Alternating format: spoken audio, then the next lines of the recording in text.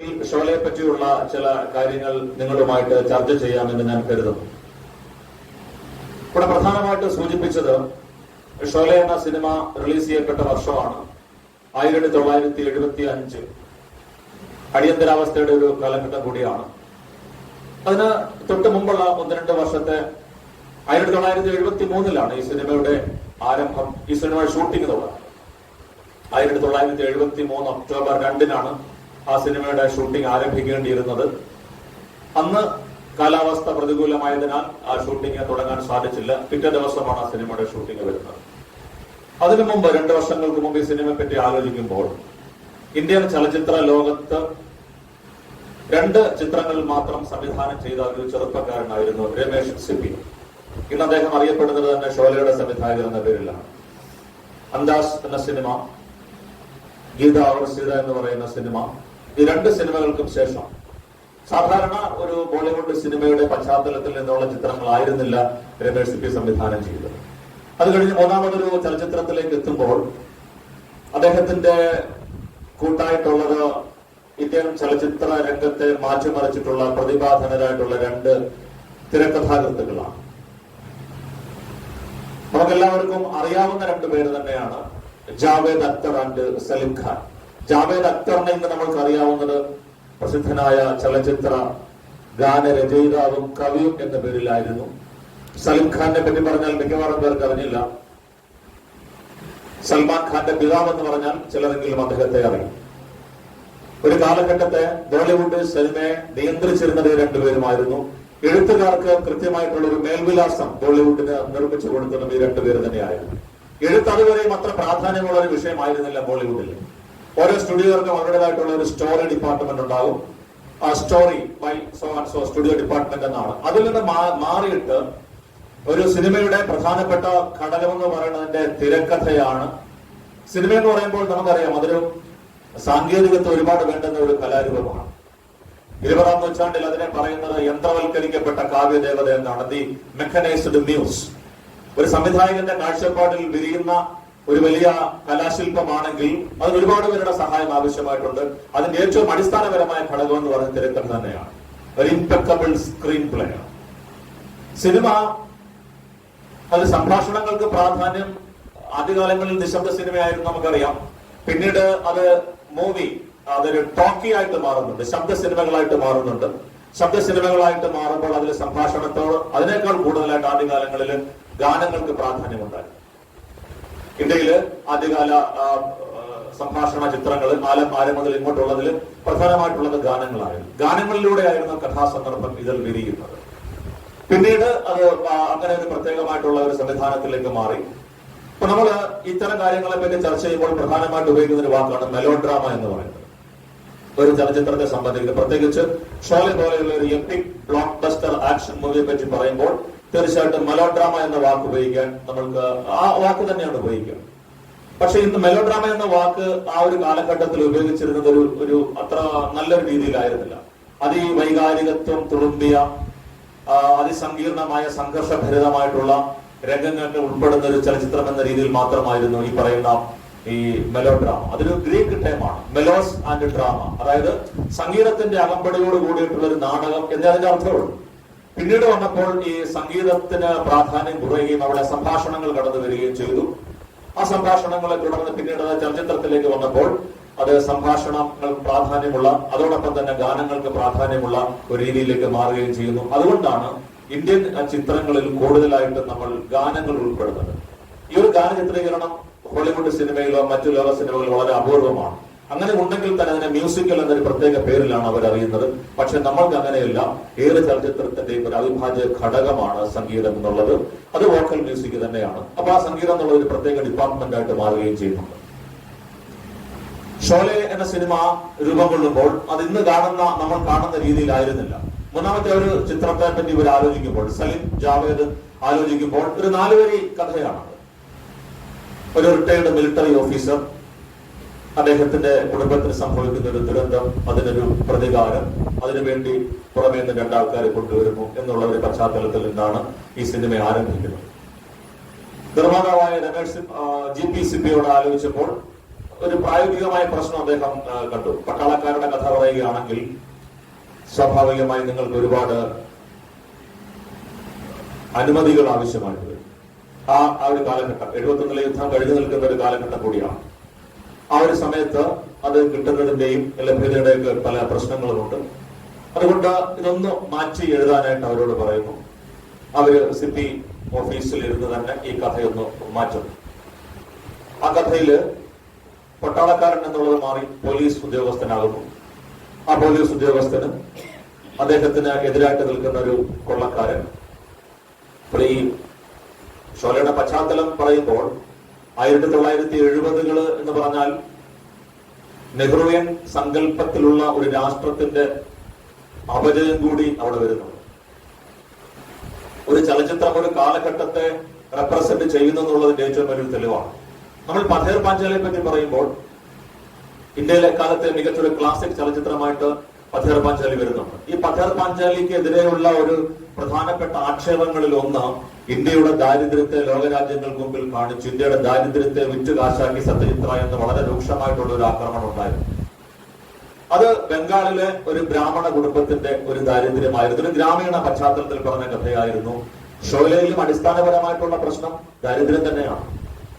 ആ സിനിമയുടെ ദൃശ്യവിസ്മയത്തിന്റെയും EPIC action മൂവിയുടെ ആ ഒരു രംഗങ്ങളുടെയും പശ്ചാത്തലത്തിൽ നമ്മൾ മറന്നുപോകുന്ന മാനുഷികമായ യാഥാർത്ഥ്യമാണ് അത്. ആ ഗ്രാമം കൊള്ളയടിക്കാൻ ആൾക്കാർ വരുമ്പോൾ അവരവിടെ കൊണ്ടുവെക്കുന്നത് സ്വർണവും പണ ആഭരണങ്ങളും ഒന്നുമല്ല, ധാന്യങ്ങളാണ്. ധാന്യങ്ങളാണ് കൊണ്ടുവരുന്നത്. ആ കൊള്ളക്കാർ അവിടെ വരുമ്പോൾ അവരെ പേരെടുത്ത് വിളിക്കുകയാണ്. അരേ ധോലിയ, അരേ ശങ്കർ, അങ്ങനെ വിളിക്കുമ്പോൾ അവർ ഓരോ വീട്ടിൽ നിന്ന് കൊണ്ടുവരുന്നത് ധാന്യമാണ്. അപ്പോൾ ഒരു കൊള്ളക്കാരൻ ധാന്യം കൊള്ളയടിക്കുക എന്ന് പറയുന്ന ഒരു അവസ്ഥയിലേക്ക് എത്തുകയാണെങ്കിൽ ആ കാലഘട്ടത്തിൽ സാധാരണക്കാരന്റെ ജീവിതം എങ്ങനെയായിരിക്കും എന്നുള്ള വളരെ ഗൗരവമായിട്ടുള്ള ഒരു ചോദ്യമാണ് ഷോലെ എന്ന സിനിമ പറയുന്നത്. സ്വാതന്ത്ര്യത്തിന് ശേഷമുള്ള നെഹ്റുവിന്റെ സങ്കല്പത്തിലുള്ള ഇന്ത്യ അദ്ദേഹത്തിന്റെ ഒരു സോഷ്യലിസ്റ്റ് സങ്കല്പമായിരുന്നു.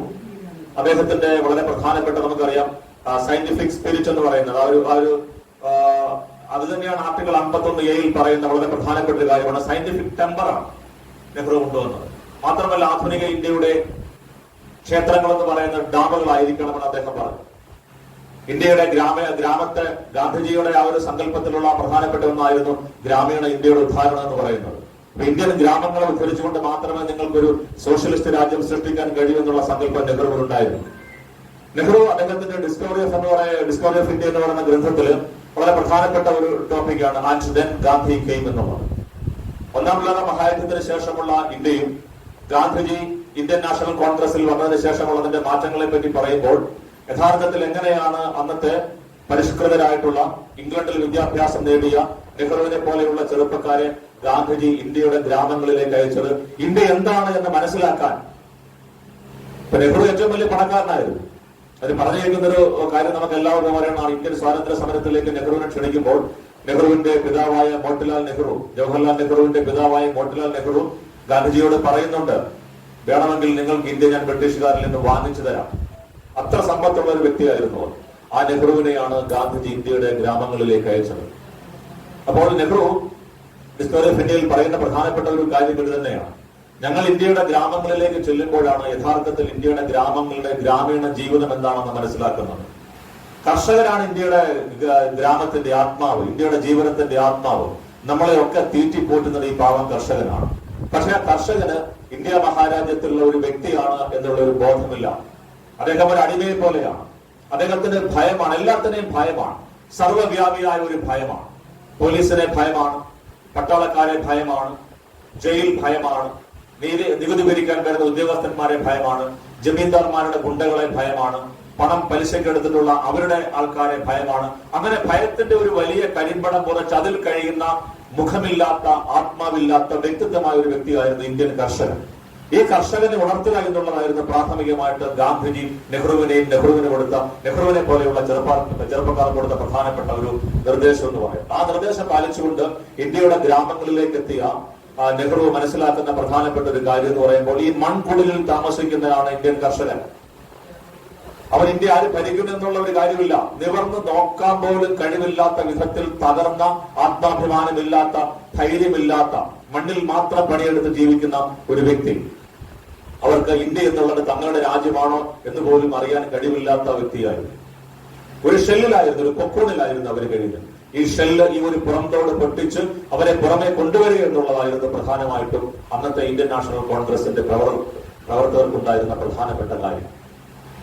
അപ്പം നെഹ്റു ബുക്കിൽ വളരെ പ്രധാനമായി പറയുന്നുണ്ട്, ഞങ്ങളെ പോലെയുള്ള പുതിയ തലമുറകൾ ഇക്കണോമിക്സ്, സാമ്പത്തിക ശാസ്ത്രം പഠിച്ചത് വലിയ കോളേജുകളിൽ നിന്നോ വലിയ പ്രഭാഷകരിൽ നിന്നോ സാമ്പത്തിക ശാസ്ത്രജ്ഞന്മാരിൽ നിന്നോ ആയിരുന്നില്ല, ഈ പറയുന്ന സാധാരണ ഗ്രാമീണരിൽ നിന്നായിരുന്നു.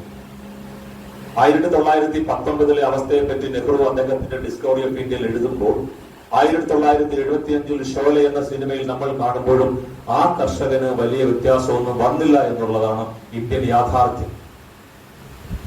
വലിയ ആദർശശാലിയായിരുന്ന പണ്ഡിറ്റ് ജവഹർലാൽ നെഹ്റുവിന് അദ്ദേഹത്തിന് ഇന്ത്യയിലെ ഗ്രാമങ്ങളെ മാറ്റിയെടുക്കണമെന്ന് വലിയ ആഗ്രഹമുണ്ടായിരുന്നു. അതിനുവേണ്ടിയായിരുന്നു അദ്ദേഹം പഞ്ചവത്സര പദ്ധതികൾ കൊണ്ടുവന്നത്. ഒന്നാം പഞ്ചവത്സര പദ്ധതിയിൽ അദ്ദേഹം പ്രാധാന്യം കൊടുത്തത് കൃഷിക്കായിരുന്നു. പക്ഷേ ഡൽഹിയിൽ കേന്ദ്രീകരിച്ച് നിന്നിരുന്ന ഈ പറയുന്ന ആ ഒരു പ്ലാനിങ്ങിന് ഇന്ത്യയിലെ താഴെ തട്ടിലേക്ക് എത്താൻ കഴിഞ്ഞില്ല എന്നുള്ളിടത്താണ് നെഹ്റുവിന്റെ ആദർശ രാഷ്ട്രത്തിന്റെ അപജയം. അങ്ങനെ ഒഴിവാക്കപ്പെട്ട, എവിടെയോ കാലം മറന്നുപോയിട്ടുള്ള ചില ഗ്രാമങ്ങൾ ഉണ്ടായി. സ്വാതന്ത്ര്യാനന്തരം ഈ ഗ്രാമങ്ങളൊക്കെ ഒരിക്കലും ഇന്ത്യയുടെ മുഖ്യധാരയിലായിരുന്നില്ല. സ്വാതന്ത്ര്യത്തിന് മുമ്പും ബ്രിട്ടീഷ് ഭരണകാലത്തും ഇവയൊക്കെ മുഖ്യധാരയിൽ നിന്നും അകറ്റി നിർത്തപ്പെട്ട പ്രദേശങ്ങളായിരുന്നു. ഈ പ്രദേശങ്ങളിൽ ഉണ്ടായിരുന്ന ഒരു അധികാരത്തിന്റെ ശൂന്യതയും, ഈ ശൂന്യതയിലേക്കാണ് ഗബ്ബർ സിംഗിനെ പോലെയുള്ള കൊള്ളക്കാർ എത്തിച്ചേരുന്നത്. ഇപ്പൊ ചമ്പൽ ഗ്രാമത്തിലെ, നമ്മൾ ചമ്പൽ എന്ന് പറയുമ്പോൾ ആ പ്രദേശങ്ങളിലൂടെ യാത്ര ചെയ്തിട്ടുള്ള ഡൽഹിയിലേക്ക് പോകുമ്പോൾ കാണാം, മധ്യപ്രദേശിന്റെയും ഉത്തർപ്രദേശിന്റെയും ഒക്കെ ഭാഗമായിട്ട് രാജസ്ഥാനിലെ ചില പ്രദേശങ്ങളിലേക്ക് കടക്കുന്ന ഒരു പ്രദേശമാണ് ചമ്പൽ എന്ന് പറയുമ്പോൾ. റാവൈൻസ് ആണ്, അതല്ല, മലയിടുക്കുകളാണ്. അവിടെ ആർക്ക് വേണമെങ്കിലും പോയി ഒളിച്ചിരിക്കാം. പോലീസിന്റെയോ പട്ടാളത്തിന്റെയോ ആർക്കും അവരുടെ, അല്ലെങ്കിൽ സാധാരണ നിയമത്തിന്റെ നീതിയുടെ അവിടെ എത്താൻ പറ്റുന്ന ദൂരത്തിന് അപ്പുറത്ത് നിൽക്കുന്ന ഒരു സമാന്തര ഭരണകൂടമായിരുന്നു ഈ ചമ്പൽ പ്രദേശങ്ങളിൽ. ചമ്പലിലെ കൊള്ളക്കാരൊക്കെ ഇതിഹാസ തുല്യരായിട്ടുള്ള കൊള്ളക്കാരാണ്. അതിലെ രാം സിംഗ്, അതുപോലെ തന്നെ ഈ ഷോലയിലെ ഗബ്ബർ സിംഗിന്റെ മാതൃകയായിരുന്ന ആ കഥാപാത്രം തന്നെയാണ് ഗബ്ബർ സിംഗ് ഗുജ്ജർ എന്ന് പറയുന്ന ഒരു കൊള്ളക്കാരനാണ്. ഈ കഥ എഴുതിയ സലീം ജാവേദിലെ സലീം ഖാന്റെ പിതാവ് ഇൻഡോറിൽ IG ആയിരുന്നു. അദ്ദേഹത്തിന് അറിയാമായിരുന്ന ഒരു കൊള്ളക്കാരനായിരുന്നു ഈ പറയുന്ന ഗബ്ബർ സിംഗ് ഗുജ്ജർ. വളരെ ക്രൂരനായിട്ടുള്ള ഒരു കൊള്ളക്കാരനായിരുന്നു. അദ്ദേഹത്തിന് കാക്കി എന്ന് പറഞ്ഞ അലർജിയായി, വെറുപ്പായി. പോലീസുകാരെ തട്ടിക്കൊണ്ട് പോയി കഴിഞ്ഞാൽ ചെയ്യുന്നത് മൂക്ക് മുറിക്കുക എന്നുള്ളതായിരുന്നു, അല്ലെങ്കിൽ ചെവി മുറിക്കുക എന്നുള്ളതായിരുന്നു. ഒരിക്കൽ ഇദ്ദേഹത്തിന്റെ പിടിയിൽ ഒരു സാധാരണ പോസ്റ്റ്മാനെ തട്ടിക്കൊണ്ട് പോയി. അയാളുടെ മുഖം വികൃതമാക്കാൻ പോയപ്പോൾ പറഞ്ഞു, ഞാൻ പോലീസുകാരനല്ല, ഞാനൊരു പോസ്റ്റ് ഓഫീസുകാരനാണെന്ന്. പക്ഷെ നിങ്ങൾ ധരിച്ചിരിക്കുന്നത് കാക്കിയാണ്, കാക്കി പോലീസുകാരന്റെ യൂണിഫോമാണ്, അതുകൊണ്ട് നിങ്ങൾ, അദ്ദേഹത്തിന്റെ മുഖം വളരെ വികൃതമാക്കിയിട്ട് പിന്നീട് ഒരു പോലീസുമായിട്ടുള്ള ഏറ്റുമുട്ടലുകൾ കൊല്ലപ്പെടുന്നുണ്ട്. അപ്പൊ ഈ കൊള്ളക്കാർക്ക് ഇന്ത്യൻ ഗ്രാമങ്ങളിൽ എന്തുകൊണ്ട് ഗബ്ബർ സിംഗിന്റെ കഥാപാത്രം ഇത്ര അധികം പ്രാധാന്യമുള്ളതായിട്ട് മാറി എന്നുള്ളത് നമ്മൾ അതിന്റെ ഒരു സോഷ്യോ പൊളിറ്റിക് സിറ്റുവേഷൻ അനലൈസ് ചെയ്യുമ്പോൾ മാത്രമേ മനസ്സിലാകുന്നു. അതിനെപ്പറ്റി വിശദമായിട്ട് പിന്നീട് പറയാം. ഞാൻ പറഞ്ഞു വന്ന കാര്യങ്ങൾ തുടർച്ചയായിട്ട് വരുമ്പോൾ ഈ പറയുന്ന ഇന്ത്യൻ ഗ്രാമീണ കർഷകന്റെ അവസ്ഥകള് സ്വാതന്ത്ര്യം കിട്ടിയിട്ടും സ്വാതന്ത്ര്യത്തിന്റെ ഒരു 4 നൂറ്റാണ്ട് കഴിഞ്ഞിട്ടും ഒട്ടും മാറിയിട്ടില്ല എന്നുള്ള ഒരു വലിയ കാര്യം തന്നെയാണ്. അവിടെ അവര് ജീവിക്കുന്ന ആ ഒരു ജീവിതം, സാധാരണക്കാരുടെ ജീവിതം ഭയം എപ്പോഴും ഉണ്ട്. ഗാന്ധിജി അവർക്ക് പറഞ്ഞു കൊടുത്ത, അല്ലെങ്കിൽ ഗാന്ധിജി ഇന്ത്യക്കാർക്ക് കൊടുത്ത ഉപദേശങ്ങൾ പ്രധാനപ്പെട്ട ഒന്ന്, നിങ്ങൾ ഈ കർഷകരുടെ പുറമെ നിന്ന് ഇറങ്ങുക എന്നുള്ളതാണ്. ഈ കർഷകരെ ചൂഷണം ചെയ്യുന്നത് അവസാനിപ്പിക്കുക എന്നുള്ളതാണ്. ജമീന്ദാർമാർക്കും പണമിടപാടുകാർക്കും ഒക്കെ ഗാന്ധിജി കൊടുത്തുള്ള വാഗ്ദാനം അങ്ങനെയാണ്. നിങ്ങൾ അവരെ സ്വതന്ത്രമാക്കി വിടുക എന്നുള്ളതായി. പക്ഷെ ആ സ്വാതന്ത്ര്യം ഗാന്ധിജി ജീവിച്ചിരുന്നപ്പോഴും ഗാന്ധിജിയുടെ മരണത്തിന് ശേഷമോ ഇന്നും ഇന്ത്യയിൽ യാഥാർത്ഥ്യമായിട്ടില്ല എന്നുള്ളത് വളരെ പ്രധാനപ്പെട്ട ഒരു കാര്യമാണ്. അത് തന്നെയാണ് ഷോലെ എന്ന ചലച്ചിത്രത്തെ ഇപ്പോഴും ചർച്ച ചെയ്യാൻ പര്യാപ്തമാക്കുന്ന പ്രസക്തമായിട്ടുള്ള ഒരു ഘടകം എന്ന് പറയുന്നത്. ഗ്രാമീണ ഇന്ത്യ, നാഗരിക ഇന്ത്യ, ഇത് രണ്ട് ഡിവൈഡാണ്. വ്യത്യസ്തമായിട്ടുള്ള 2 ഭൂഭാഗങ്ങളാണ്. സമാന്തരങ്ങളായിട്ട് ജീവിക്കുന്ന 2 ഭൂഭാഗങ്ങളാണ്. കേരളം എന്ന് പറയുന്ന ഒരു വലിയ നഗരത്തിൽ ജീവിക്കുന്ന നമ്മൾക്ക് ഇന്ത്യയുടെ ഉൾഗ്രാമങ്ങളിലെ അവസ്ഥ, ഇന്ത്യയുടെ ഉൾഗ്രാമങ്ങളിലെ ജീവിതം ഇപ്പോഴും ഒരു ഫാന്റസി ചലച്ചിത്രത്തിലെ രംഗങ്ങൾ പോലെയാണ്. നിങ്ങൾക്കറിയാമല്ലോ, ഇന്നും ഇന്ത്യയിലെ മസൂറിയിലെ Lal Bahadur Shastri academy IAS IPS ട്രെയിനികൾക്ക് ഇപ്പോഴും കുതിര സവാരി പഠിപ്പിക്കുന്നുണ്ട്. എന്തുകൊണ്ടാണ്? മോഹൻദാസ് സാറിനൊക്കെ അറിയാം, ഉത്തരേന്ത്യയിലെ ഡൽഹിയിലേക്ക് ഒരുപാട് കാലം കഴിഞ്ഞ് അദ്ദേഹത്തിന് അറിയാം, ഇന്നും ഇന്ത്യയിലെ ഗ്രാമങ്ങളിലേക്ക് പോകാൻ റോഡുകളില്ല എന്നുള്ളതാണ്. അവിടെ നിങ്ങൾ ജനങ്ങൾക്ക് കുതിരപ്പുറത്ത് മാത്രമേ എത്തിച്ചേരാൻ പറ്റൂ. ഇന്നും കുതിരസവാരി പ്രസക്തമാകുന്നത് ആ ഒരു ഘട്ടത്തിലാണ്. ഈ ഒരു ഗ്രാമത്തെയാണ് ഷോല റെപ്രസെന്റ് ചെയ്യുന്നത്. ഇതാണ് ഷോലയുടെ ഒരു പശ്ചാത്തലം എന്ന് പറയുന്നത്.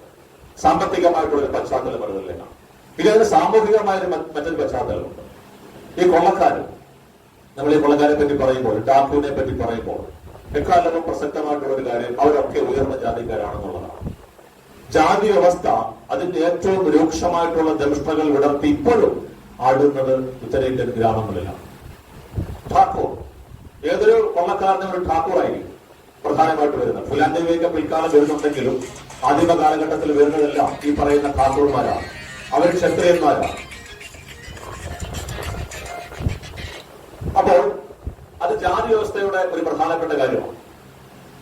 വസ്തുവാണ് അടിസ്ഥാനപരമായിട്ടുള്ള പ്രധാനപ്പെട്ട ഘടകം എന്ന് പറയുന്നത്. ഭൂമിക്ക് വേണ്ടിയുള്ള തർക്കങ്ങളിൽ നിന്നാണ് ഈ കൊള്ളക്കാരുണ്ടാകുന്നത്. നിയമം നിഷേധിക്കപ്പെടുമ്പോൾ, നീതി നിഷേധിക്കപ്പെടുമ്പോൾ അവര് സ്വന്തമായിട്ട് നിയമം നടപ്പാക്കാൻ, നീതി നടപ്പാക്കാൻ തുടങ്ങി പുറപ്പെടും. പിന്നെ നമ്മൾ ഈ പറയുന്ന കുടുംബത്തിന്റെ അഭിമാനം എന്ന് പറയുന്നത് ഓണർ കില്ലിംഗ്, അത് മറ്റൊരു ഘടകം. ഇവിടെ ഈ നമ്മൾ നേരത്തെ പറഞ്ഞ ഈ ഗുജ്ജർ, അദ്ദേഹം കുറ്റവാളിയാകുന്നത് ഒരു കുടുംബ പശ്ചാത്തലത്തിന്റെ പ്രശ്നത്തിലാണ്. അദ്ദേഹത്തിന്റെ കുടുംബവും മറ്റൊരു ബ്രാഹ്മണന്റെ കുടുംബവും തമ്മിലുള്ള വസ്തു തർക്കത്തിൽ അദ്ദേഹത്തിന് നഷ്ടമായി തന്റെ ഭൂമിയാണ്. ആ നിയമവ്യവസ്ഥയിൽ യാതൊരു വിശ്വാസമില്ലായിരുന്നു. അദ്ദേഹം നേരെ പോയി കൊള്ളക്കാരനാവുകയാണ്. അദ്ദേഹത്തിന്റെ കുടുംബാംഗങ്ങൾ തന്നെയാണ് കൊള്ളക്കാരായിട്ട് കൂടെ വരുന്നത്. മകന്, മരുമക്കള്, ബന്ധുക്കളൊക്കെയാണ്. ആദ്യം ചെയ്തത് മറ്റേ അവരുടെ ആ ബ്രാഹ്മണന്റെ കുടുംബത്തെ വകവരുത്തുക എന്നുള്ളതാണ്. അവിടെ അവരുടെ നിയമമാണ്. ഇന്ത്യൻ പീനൽ കോഡിനൊന്നും അവിടെ യാതൊരു പ്രസക്തിയില്ല. അവരുടെ പീനൽ കോഡാണ് അവിടെ പ്രസക്തമാണ്. അതൊരു സമാന്തരം എന്ന് പറയാൻ പറ്റത്തില്ല. എവിടെയോ കാലം നടന്നു വെച്ച മറ്റൊരു ലോകമാണ്. ആ ലോകത്തിലേക്കാണ് നമ്മൾ കടന്നു ചെല്ലുന്നത് ഷോലയിലൂടെ. ഷോലയുടെ കഥ ചുരുക്കി പറഞ്ഞ വളരെ ചെറിയൊരു കഥ മാത്രമാണ്. ബൽദേവ് സിംഗ് ഠാക്കൂർ എന്ന് പറയുന്ന സത്യസന്ധനായിട്ടുള്ള പോലീസ് ഓഫീസർ, അദ്ദേഹം ഗബ്ബർ സിംഗ് എന്ന കൊള്ളക്കാരനെ അറസ്റ്റ് ചെയ്ത് ജയിലിലാക്കുന്നു. ജയിലിൽ ചാടി വന്ന ഗബ്ബർ സിംഗ് ഈ ഠാക്കൂറിന്റെ കുടുംബത്തെ കൂട്ടക്കൊല ചെയ്യുന്നു. അദ്ദേഹത്തെ പിടിച്ചുകൊണ്ട് പോയി അദ്ദേഹത്തിന്റെ 2 കൈകളും ഛേദിക്കുന്നു. പിന്നീട് ഇദ്ദേഹം 2 കുറ്റവാളികളായ ജയ്, വീരു എന്നിവരെ കൊണ്ടുവന്ന് ഗബ്ബർ സിംഗിനെ ജീവനോടെ കൊണ്ടുവരണമെന്ന് പറയുന്നു. പിന്നെ അവർ നമ്മൾ അത്രേ ഉള്ളൂ. അവസാനം അദ്ദേഹം ഗബ്ബർ സിംഗിനെ പരാജയപ്പെടുത്തി. ആ സമയത്ത് പോലീസും അദ്ദേഹത്തെ അറസ്റ്റ് ചെയ്തുകൊള്ളൂ. ഇത്രേ ഉള്ളൂ. ഈ ഒരു സാധാരണ കഥയെ ഇപ്പോഴും 50 വർഷങ്ങൾക്ക് ശേഷവും നമ്മൾക്ക് ഇത്രയധികം ആസ്വാദികരമായ രീതിയിലേക്ക് മാറ്റിയെടുത്തത് എന്താണ് എന്നുള്ളൊരു അന്വേഷണമാണ്. ഇന്ത്യൻ സിനിമയിൽ ശേഖർ കപൂർ പറയുന്നു, ഷോലെ എന്ന് പറയുന്ന സിനിമയെ പറ്റി പറയുമ്പോൾ നമ്മൾ മനസ്സിലാക്കേണ്ടത് ഇന്ത്യൻ സിനിമയെ 2ആയിട്ട് വിഭജിക്കാമെന്നാണ്. Sholay BC and Sholay AD. ഷോലയ്ക്ക് മുമ്പും ഷോലയ്ക്ക് ശേഷവുമായിട്ട് ആ ചലച്ചിത്രത്തെ മാറ്റാം. മറ്റൊരു നിരൂപകൻ പറഞ്ഞത് ഷോലെ എന്ന് പറഞ്ഞാൽ ഇന്ത്യൻ ചലച്ചിത്രത്തിലെ താജ്മഹൽ ആണെന്നാണ്. കാണാത്തവരുണ്ടാവും, കേട്ട ആൾക്കാരുണ്ടാവും. നിങ്ങൾ ഒരു തവണ കാണുമ്പോൾ അതിനോടുള്ള ഇഷ്ടം, അതിനോടുള്ള വീണ്ടും കാണാനുള്ള ആഗ്രഹം കൂടി വരുന്നുണ്ട്. അങ്ങനെ നമ്മുടെ മനസ്സിലെ, നമ്മുടെ സങ്കല്പത്തിലെ, നമ്മുടെ ഭാവനയിലെ, നമ്മുടെ ഇതിഹാസത്തിന്റെ ഒരു പാരമ്പര്യമായിട്ടാണ് ഈ ഷോലെ മാറുന്നത്. നമ്മുടെ ഇതിഹാസങ്ങളിൽ ഗംഭീരമായിട്ടുള്ള ഒരു കഥ പറയുന്ന രീതിയുണ്ട്. എട്ടാമ്പഴത്തിൽ MP പറയുന്നുണ്ട്, സൂതരെ പറ്റി പറയുമ്പോൾ കഥ പറയാൻ വേണ്ടി ഒരു വംശം ഉണ്ടായിരുന്നു. ലോകത്ത് വേറെ ഒരിടത്തും ഉണ്ടായിട്ടില്ല. അതൊരു ജാതിയായിരുന്നു. അവർ തേര് തെളിക്കുന്നവരായിരുന്നു. അതോടൊപ്പം നല്ല രീതിയിൽ കഥ പറയുകയായിരുന്നു. മഹാഭാരതത്തിന്റെ കഥകൾ തന്നെ അങ്ങനെയാണ്. വൈശമ്പായൻ പറയുന്ന കഥയാണ്. ജനമേയുടെ സർപ്പസത്രത്തിൽ അദ്ദേഹം പറഞ്ഞ കഥയാണ്. കഥയ്ക്കുള്ളിൽ മറ്റൊരു കഥ, ഫ്ലാഷ് ബാക്കുകൾ, ഇതൊക്കെ ഷോലയിൽ അതേപോലെ തന്നെ പകർത്തി വെച്ചിട്ടുണ്ട്. അതുകൊണ്ടാണ് അതിനെ നമ്മളൊരു എപ്പിക് അല്ലെങ്കിൽ ഒരു ഇതിഹാസം എന്ന് പറയുന്നത്. ഇതിഹാസം എന്ന് പറയുമ്പോൾ സാധാരണഗതിയിലുള്ള കഥാപാത്രങ്ങൾ പോരാ, സാധാരണഗതിയിലുള്ള പശ്ചാത്തലം പോരാ, സാധാരണഗതിയിലുള്ള ചിത്രീകരണം പോരാ, സാധാരണഗതിയിലുള്ള സാങ്കേതികത്വം പോരാ. അവിടെ ആ സിനിമയുടെ ചിത്രീകരണം സാധാരണഗതിയിൽ ഈ പറയുന്ന ചമ്പൽ കൊള്ളക്കാരെ പറ്റി പറയുമ്പോൾ അത് ഷൂട്ട് ചെയ്യുന്നത് രാജസ്ഥാൻ മരുഭൂമിയിലൊക്കെ തന്നെയാണ്. ആദ്യമേ അവർ തീരുമാനിച്ചൊരു കാര്യം, സാധാരണ ഇതുവരെ കണ്ടുവന്ന ഒരു പശ്ചാത്തലമല്ല ഈ സിനിമയ്ക്ക് ആവശ്യമായിട്ടുള്ളത്, തികച്ചും വ്യത്യസ്തമായിട്ടുള്ള ഒരു കാര്യം തന്നെയാണ്. രമേഷ് സിപ്പി അദ്ദേഹത്തിന്റെ കലാസംവിധായകനെ വിളിച്ചിട്ട്, സുരേഷ് യാദേഖ അദ്ദേഹത്തെ വിളിച്ചിട്ട് പറഞ്ഞത്, ന്യൂ പ്ലേസ്, ഒരു ന്യൂ ലൊക്കേഷൻ. അദ്ദേഹം പറഞ്ഞു, നമുക്ക് നോർത്ത് ഇന്ത്യ വേണ്ട, ദക്ഷിണേന്ത്യയിലേക്ക് പോകാം. അങ്ങനെ ദക്ഷിണേന്ത്യയിലേക്ക് 1 മാസം നീളുന്ന ഒരു വലിയ യാത്രയായിരുന്നു. ബാംഗ്ലൂര്, കർണാടകത്തിന്റെ പല പ്രദേശങ്ങളും, കേരളത്തിൽ, കൊച്ചിയിലും ഒക്കെ അവർ വന്ന് അന്വേഷിച്ചു. അവസാനമാണ് രാമനഗരത്തിലേക്ക് എത്തുന്നത്. ഈ സിനിമയുടെ ഒരു മാതൃക എന്ന് പറയുന്നത് ഹോളിവുഡ് വെസ്റ്റേൺ സിനിമകൾ തന്നെയാണ്, സംശയമില്ല. ഹോളിവുഡ് വെസ്റ്റേൺ സിനിമകളെ കണ്ടിട്ടുള്ളവർക്ക് അതിന്റെ പശ്ചാത്തലം എന്ന് പറയുന്നത് അമേരിക്കയിലെ ആദിമ ഗോത്രക്കാരായിട്ടുള്ള ആൾക്കാരെ സിവിലൈസ് ചെയ്യാൻ വേണ്ടി ഉണ്ടാക്കിയിട്ടുള്ള ഒന്നാണ് അമേരിക്കൻ വെസ്റ്റേൺ. അത് അവരുടെ ഇതിഹാസം അങ്ങനെയാണ്. ഇവിടെ അതിന്റെ സാങ്കേതികത്വം, അതിന്റെ പശ്ചാത്തലം, അതിന്റെ രൂപം ഒക്കെ കടം കണ്ടിട്ടുണ്ട്. തൽക്കാലം നമുക്ക് അതിന്റെ ആ ഒരു കാര്യത്തിൽ നിന്ന് മാറിയിട്ട് എങ്ങനെ അതിന്റെ പശ്ചാത്തലത്തിൽ പ്രാവർത്തികമാക്കി എന്നുള്ള കാര്യമാണ് കൂടുതൽ പ്രസക്തമായിട്ടുള്ളത്.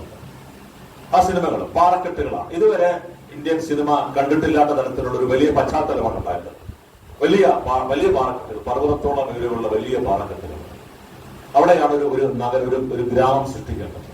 ആ ഗ്രാമം സൃഷ്ടിക്കുമ്പോൾ നേരത്തെ നമ്മൾ പറഞ്ഞ അധികാര ഘടന വളരെ വ്യക്തമാണ്. ബൽദേവ് സിംഗ് ഠാക്കൂർ, അദ്ദേഹത്തിന്റെ വീട്, ആ വീട്ടിൽ നിന്ന് നോക്കിയാൽ, അല്ലെങ്കിൽ അതാണ് അതിന്റെ ഏറ്റവും ഉയർന്ന തലത്തിൽ, അതിന് താഴെയാണ് ഈ ഒരു ഗ്രാമം ഉണ്ടാകുന്നത്.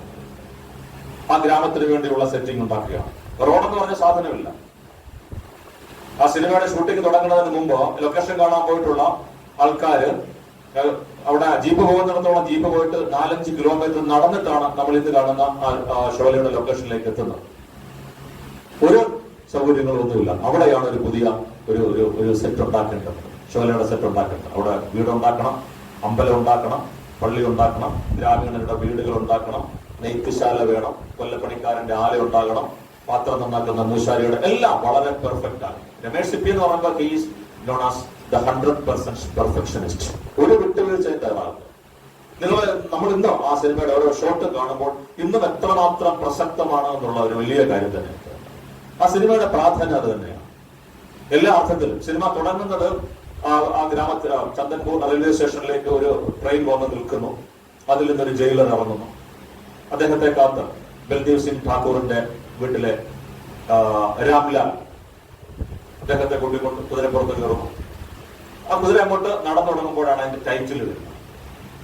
വെറുതെ ടൈറ്റിൽ ഇറങ്ങുന്നത് മാത്രമല്ല, അതിന്റെ പശ്ചാത്തല സംഗീതം നമ്മൾ വളരെയധികം ശ്രദ്ധിക്കണം.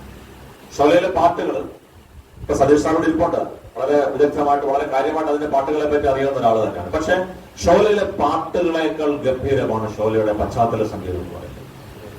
ഒരു സിനിമയില് എങ്ങനെയാണ് പശ്ചാത്തല സംഗീതം ഉപയോഗിക്കേണ്ടുന്നത്, ഒരു സിനിമയിൽ എങ്ങനെയാണ് അതിന്റെ നിശബ്ദത, കൃത്യമായിട്ട് പശ്ചാത്തല സംഗീതത്തെക്കാൾ നമ്മൾ എന്റെ മണ്ണിൽ പറയുമല്ലോ, തീരെ ചെറിയ ശബ്ദങ്ങൾ കൂടി ചേർന്ന് കലരുമ്പോഴാണ് നിശബ്ദത ഉണ്ടാകുന്നത്.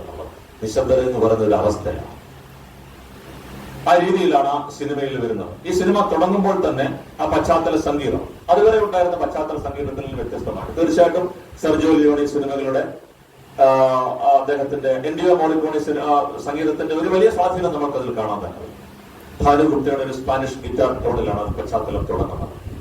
പിന്നെ ഷഹനായിയുടെ ഒരു ലോങ് ട്യൂൺ വരുന്നുണ്ട്. അതോടൊപ്പം പണ്ഡിറ്റ് സമത പ്രസാദിന്റെ തബല, ഇതെല്ലാം കൂടെ ചേർന്ന് അതുവരെ കാണാത്ത വ്യത്യസ്തമായിട്ടുള്ള ഒരു തലം തന്നെയാണ്. അതിലേക്കൂടെ നമ്മൾ കടന്നു വരുമ്പോൾ അവർ രണ്ടുപേരും നടന്നു നീങ്ങുന്നു.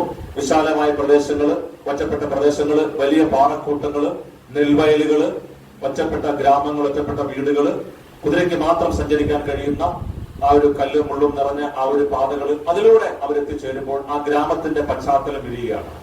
പ്രത്യേകിച്ച് വേറെ നരേഷന്റെ ആവശ്യമൊന്നുമില്ല. അവിടെ ആ ഗ്രാമത്തിലേക്ക് സഞ്ജീവ് കുമാറിന്റെ അടുത്തേക്ക് എത്തും. ആ എത്തുന്ന ആ ഫ്രെയിം വളരെ മനോഹരമാണ്. ആ സിനിമയുടെ സാങ്കേതികത എത്രമാത്രം ഉണ്ടെന്നുള്ളതാണ്. ആ ഷോട്ടിൽ അവസാനത്തെ ടൈറ്റിൽ അവസാനിക്കുമ്പോൾ ആ ഫുൾ സ്ക്രീനിൽ ഡയറക്ടഡ് ബൈ രമേഷ് സിപ്പി എന്ന് എഴുതി കാണിക്കുമ്പോൾ ഫുൾ സ്ക്രീനിൽ ഠാക്കൂറിന്റെ വീട് തന്നെയാണ് ഏറ്റവും പ്രധാനപ്പെട്ട ലൊക്കേഷനായിട്ട് അവിടെ കാണുന്നത്.